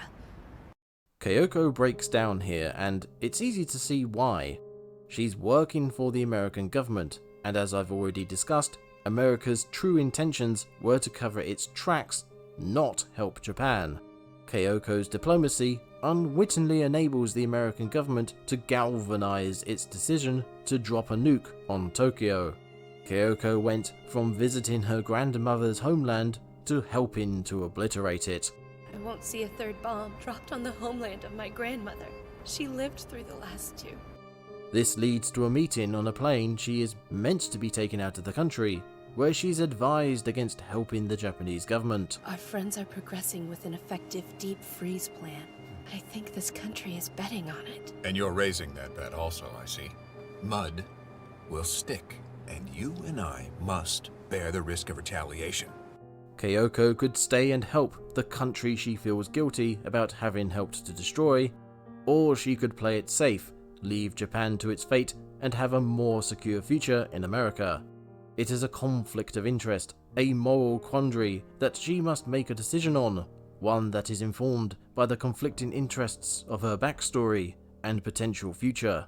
This is a surprisingly strong character moment in a film that struggles to have any characters in it at all, let alone character moments. Kayoko chooses to stay, and even turns her political wiles on the American government, getting them to lend a hand in the execution of the plan.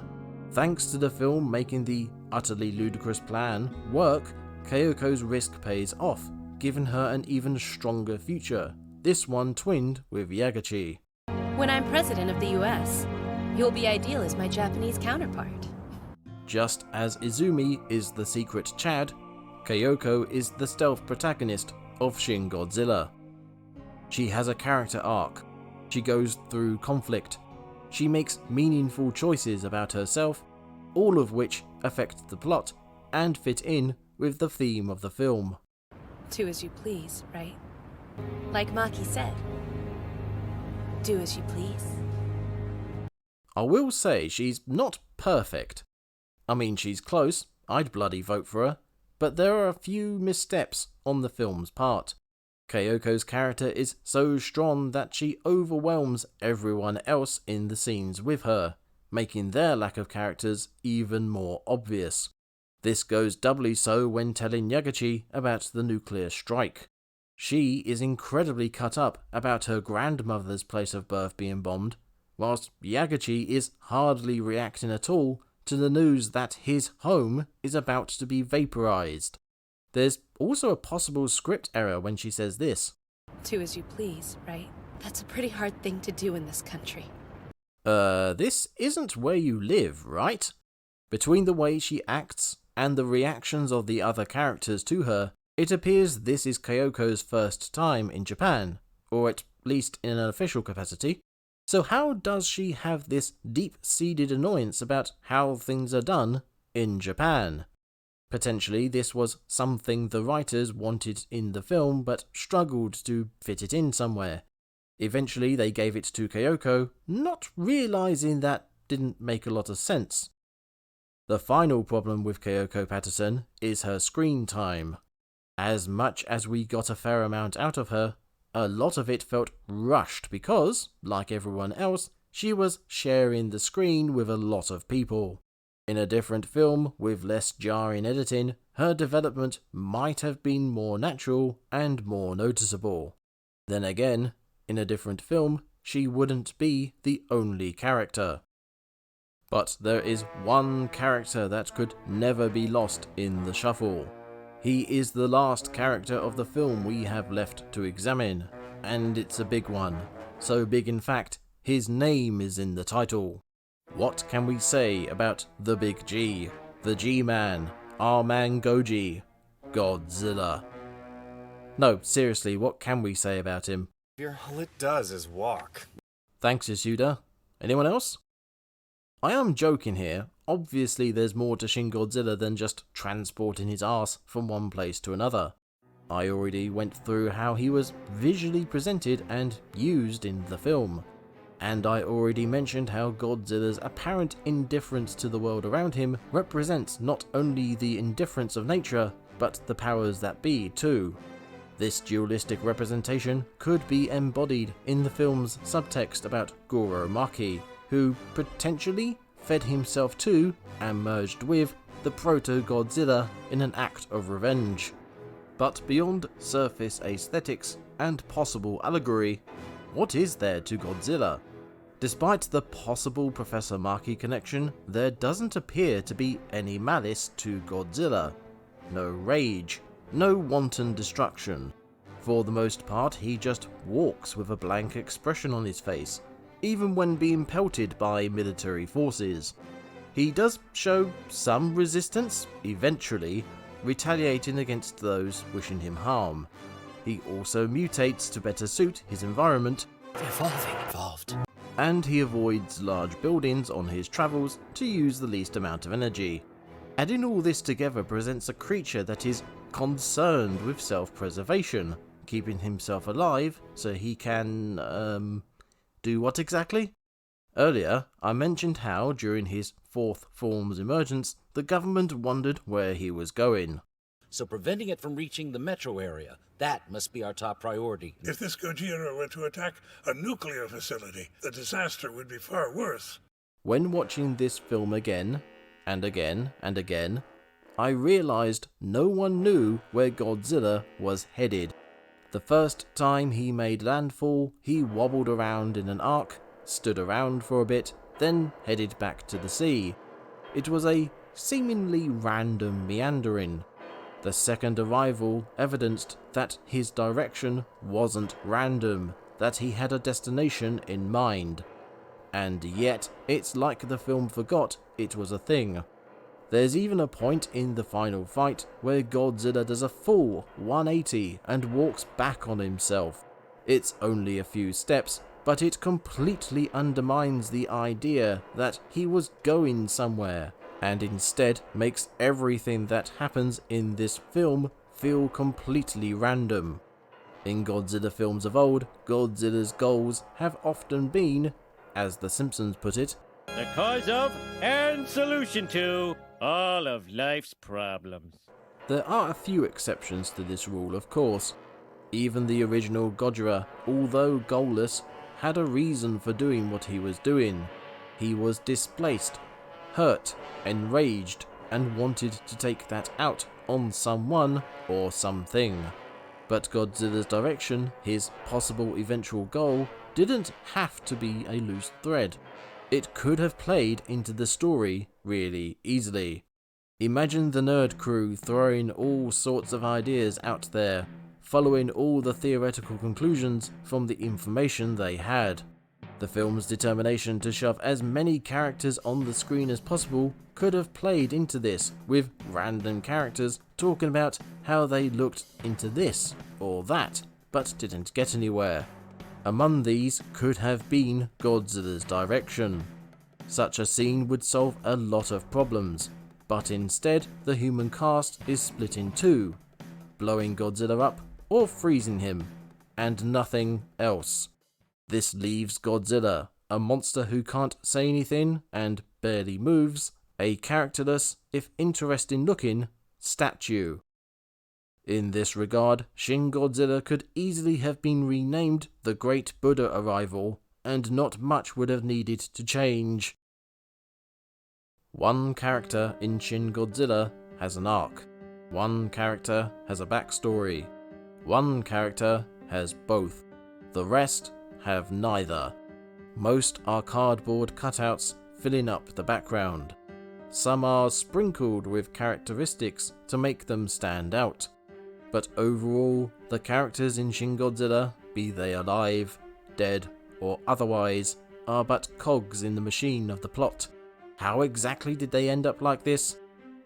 My theory, and given how the film manages its own theories, I think I'm allowed this one, is that Shin Godzilla was afraid to give too much attention to its characters.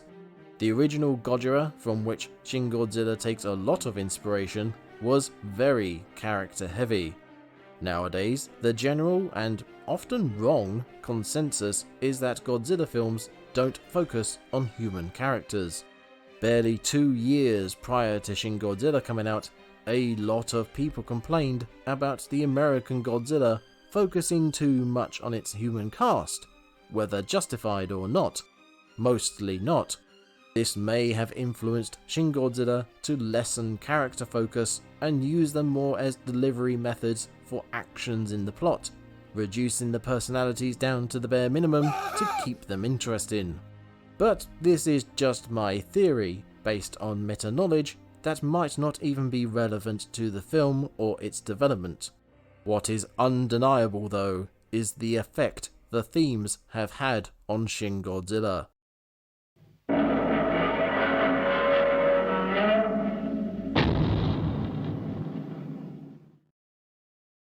The old world versus the new. Outdated principles against fresh ideas. Mistakes of the past and the plans of the future. I have spoken a lot about the themes of Shin Godzilla throughout this video, and it's easy to see why. They are very, very strong and affect pretty much everything we see in the film, from Godzilla himself to a bowl of noodles on a desk. The themes are the driving force of the film, and, as already mentioned, are inspired by real-world events, just like the original Gojira. The experiences of the nuclear bombs and fears over future attacks are updated to experiences of nuclear and natural disasters and fears of future calamities. Godzilla the monster embodies the then recent disasters of 2011.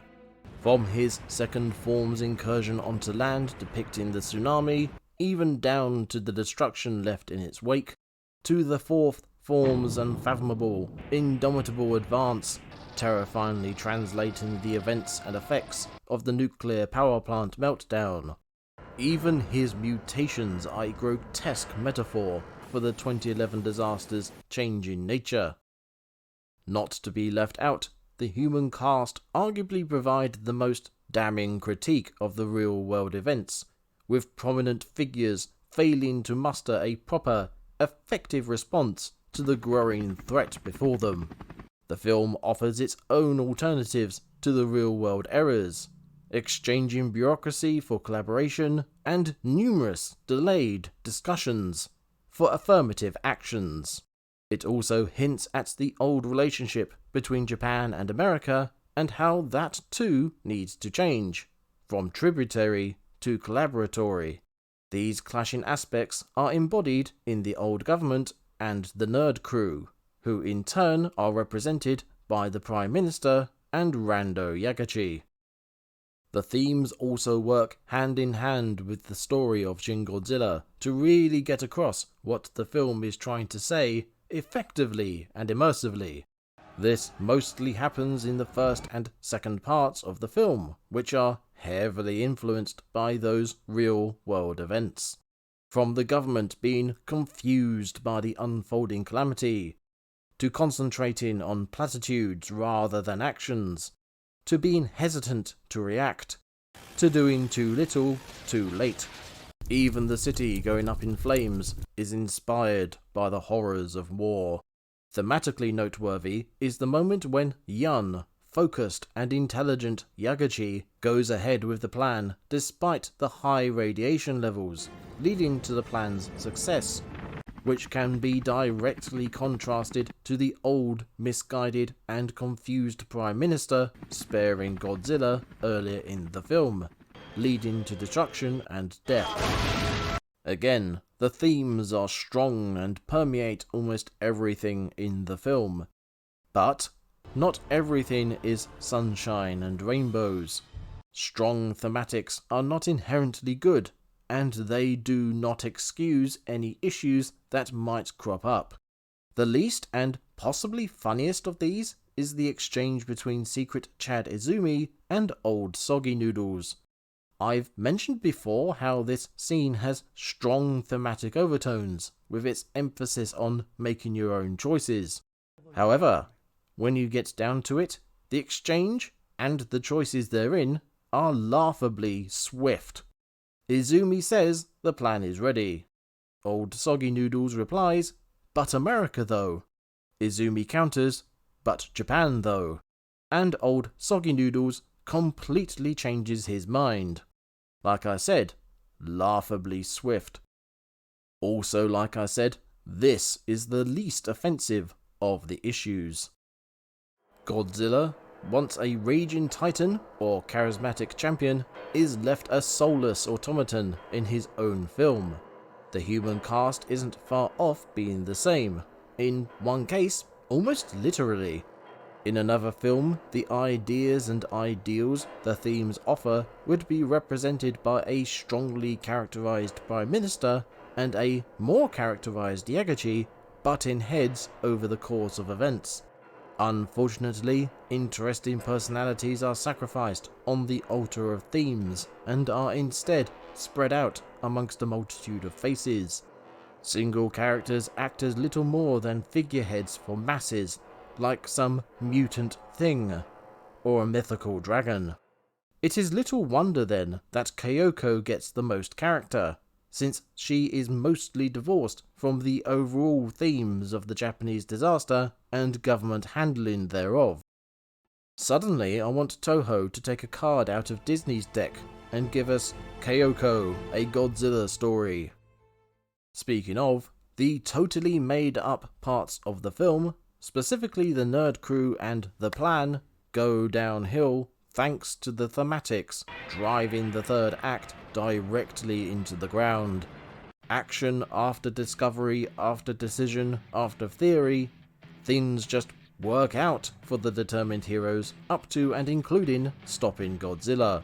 This all happens not because their story is mechanically sound, but because the film needs the nerd crew and the plan to be seen as the correct way of doing things in contrast to the government strategies, despite real-world events concluding otherwise. A meltdown.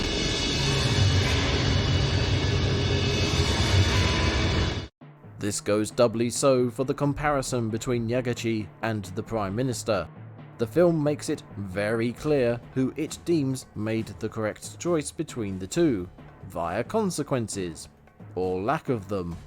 The situation the themes bring before the Prime Minister was ludicrous enough to begin with, but how they made him deal with it was worse. The Prime Minister, because of his focus on human lives at the expense of the task at hand, got to watch more buildings get trampled, soldiers be put in danger, the city be put to flame, and finally get himself killed. Yagachi, because of his focus on the job at hand, at the expense of human lives, got to become a hero with no negative consequences? The film does this, and other things, even if it needs to twist the fabric of reality and the very concept of cause and effect to do so, all for the sake of sticking to its themes. The twisting of reality causes another problem with the story that initially seemed like an improvement for the film series. How the original Godzilla came to be was left up in the air somewhat, giving future films a bit of leeway in adding to his story. Similarly, Godzilla was given new abilities over the years thanks to the more than casual nod the films gave to scientific accuracy. At a glance, Shin Godzilla takes its science far more seriously, giving Godzilla an origin based somewhat in scientific understandings, and going to great lengths to explain many of Godzilla's attributes, although I'm pretty sure there's some translation issues going on. From diagnosing energy intake, to mixotrophic molecular structures, to regenerative asexual reproduction, Shin Godzilla does its best to bring itself up to date with modern science. But, with the themes overruling all else, the scientific method goes to pot. This in turn messes up the plot, leading to theories, conclusions, and outcomes that are either highly unlikely, unthinkable, or plain wrong. Or, in the case of the Maki riddle, completely irrelevant. Professor Goro Maki, on the face of it, has very little effect on the events of Shin Godzilla. His disappearance brings Kayoko chasing after him, so props to him on that. And his riddle achieved nothing beyond stalling the nerd crew and bringing the execution of the plan closer to the deadline of the nuke. Looking a bit deeper though, Maki may have merged with the soon-to-be Godzilla, making him an irrevocable part of the monster. His flowchart was left behind to let those smart enough to decipher it know how his theoretical monster might work, giving them a clue as to how to stop it, if they so choose. All of this could be interpreted as a metaphor for a long-predicted inevitable disaster and the knowledge to prepare for it. The slogan, "Now do as you please," could refer to the responsibility of those with this knowledge to act upon it. This in turn could refer to real-world analogues. Or at least I think that's what this is meant to mean. Unfortunately, once you know Shin Godzilla is heavily thematic, it becomes harder and harder to work out why things are the way they are, or if there is some deeper meaning to them. Take the name of the plan. Yashiori, after the legendary sake that fell to Hydra. I tried to work out if this was another theme. Yamata no Orochi is on my list of myths and legends inspired by the Chaos Camp, if you remember that from my Killing the Monsters of Great Joy video. From there, I started drawing lines. Was the multi-headed Hydra a metaphor for Western influences, its eating of the family's children representative of the tributary state of Japan to these foreign powers? But the more I tried to connect the dots, the more they just weren't connecting. And then I realised there probably wasn't anything to the name beyond a reference. With this mentality in mind, we can look back on Goro Maki and his riddle. His possible inclusion in Godzilla's genetic makeup might be a reference, but it doesn't really add anything to the plot, because Godzilla never acts out in a way that suggests Maki is a part of him. Similarly, Maki's riddle being a metaphor for the foreknowledge of disasters and how to use it doesn't really work when the nerd crew came up with their own plan in spite of it. Even Maki's phrase feels tacked on sometimes. Why let other nations blow our country up when we could save it? Perhaps it's time that Japan did as it pleased. This leaves Maki as a character and everything to do with him feeling redundant and a waste of screen time which could have been better spent on something else, like character work. Finding out there was a theme behind an issue with the film only informs the reasoning behind the issue's existence. It doesn't get rid of the issue. Shin Godzilla is a perfect example of how themes can make and break a film. Shin Godzilla is great at making allegories to real events and transposing them into a completely different yet familiar story. But when trying to create whole new events to slot its themes into, it stumbles and falls, at best creating laughable moments, and at worst creating nonsense that shouldn't achieve what it achieves. And yet, without these themes, without these messages that it wanted to deliver, we wouldn't have a reimagined Godzilla. We wouldn't have a monster of our time. Shin Godzilla is a slave to its own themes, for good and for ill.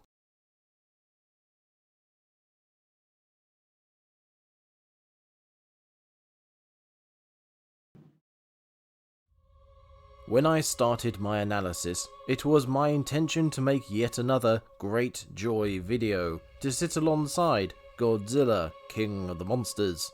Shin Godzilla had got a lot of praise over the years, and I wanted to share that praise, to shine a light on this cinematic diamond in all its glory.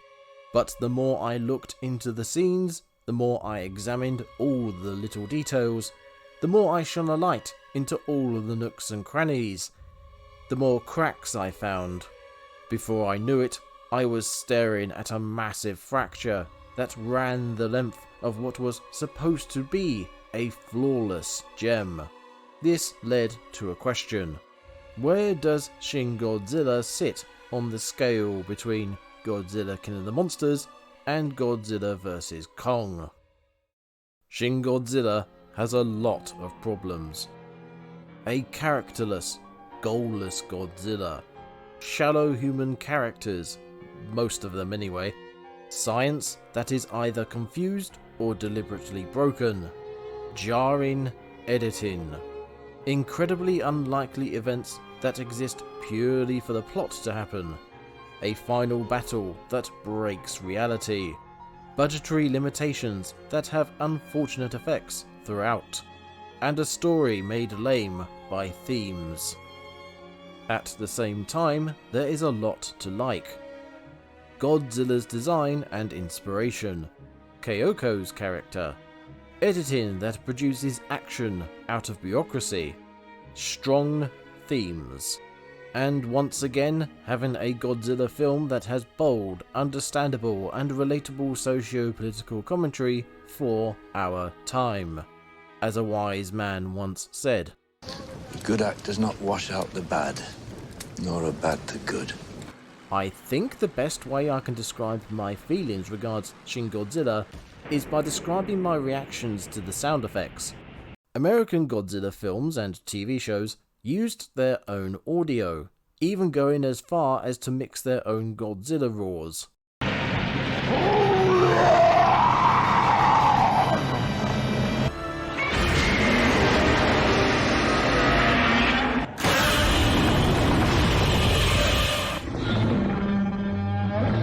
Shin Godzilla, already making plenty of references as is, reuses the almost traditional sound effects used throughout the Godzilla franchise.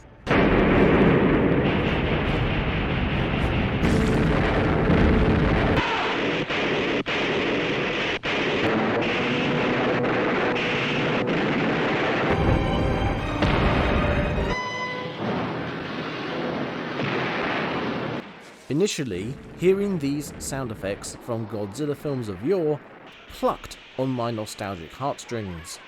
These sounds matched up with the old roars and the evolving breath attack, well, actually evolving Yagachi.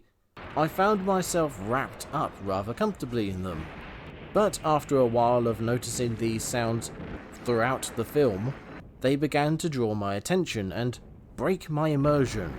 Worse, During my analysis, I thought they might be a sign of recycling due to a lack of budget. Then after re-watching the film several times, I realised these old sounds had grown on me, or grown back onto me after so many years. This is the effect that Shin Godzilla as a whole has on me. At first I liked the film outright, even after noticing a few niggles here and there. After my analysis, I came to dislike the film immensely for how much it was messing up. With my realization that the film was chock full of themes and meaningful messages, I started to like the film again, only to conclude that said themes and messages didn't suddenly stop the problems with the film from being problems. But then on that fateful rewatch, I realized I was enjoying the film again, despite knowing how bad it was. Shin Godzilla is, put simply, a seesaw of emotions. This is very different compared to the other two Godzilla films I've analysed in depth. When I watched Godzilla King of the Monsters for the first time, I liked it, even with the few problems I saw it had. Since then, every time I watched and analysed Godzilla King of the Monsters, I found something else to enjoy about it, and my appreciation has only grown. By contrast, Godzilla vs. Kong made me sad, and every time I watched and analysed it thereafter, something else would jump out at me to make me dislike it even more. Having made some extra edits for this video, I decided to go back and watch Shin Godzilla again, as a whole this time, and not in the chopped up mess I've been examining. Once again, the seesaw has tilted. I mentioned how I kept seeing things in the other films, and the same can be said for Shin Godzilla. Little details of praise, such as a clip of American military personnel quietly leaving in the background after the failed attack on Godzilla, but also notes of criticism like the odd graphical cock-up or possible misordered dialogue, and of course the end fight and all its bizarre happenings. I think what stood out the most this time round was how easily I accepted it all. This is, once again, something I put down to the fast pace and quick edits. But what also stood out was the old music and roars, which, now that I notice them more, didn't seem to fit with the rest of the music and audio. This makes sense considering they very well may have just reused the original pieces. Shin Godzilla worked its magic on me, or at least tried to, but this time the negative aspects broke the spell. I think I'm going to have to come to terms with the fact I'm never going to enjoy this film again, nor quite fully dislike it either. So, again, where does Shin Godzilla sit? I'm inclined to put it closer to Godzilla vs. Kong than Godzilla King of the Monsters. It does some things good, but it also does a lot of things bad.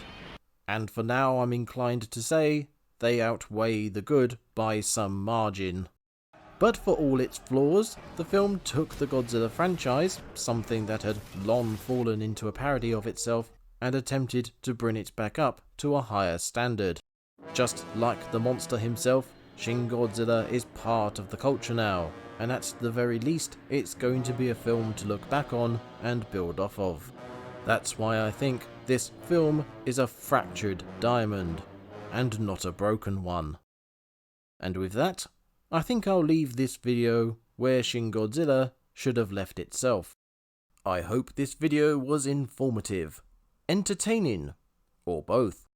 I hope it enlightened and helped you, dear viewer, to think more critically about the media you consume. Don't follow the trends just for the hell of it, but don't be contrarian for the lulz either. Look closer, take notes, and come up with your own opinions. I'll be more than happy to hear yours in the comments. Feel free to share this video around and get people talking. and if you fancy it, I have another Lon Boy on my channel. Last but not least, thank you for watching.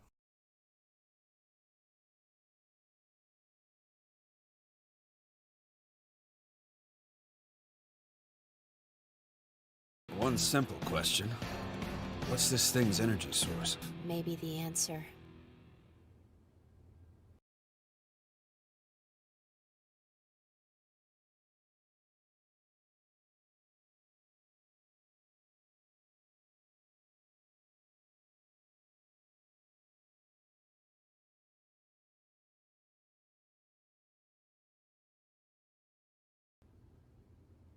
Is nuclear What'd you bring me?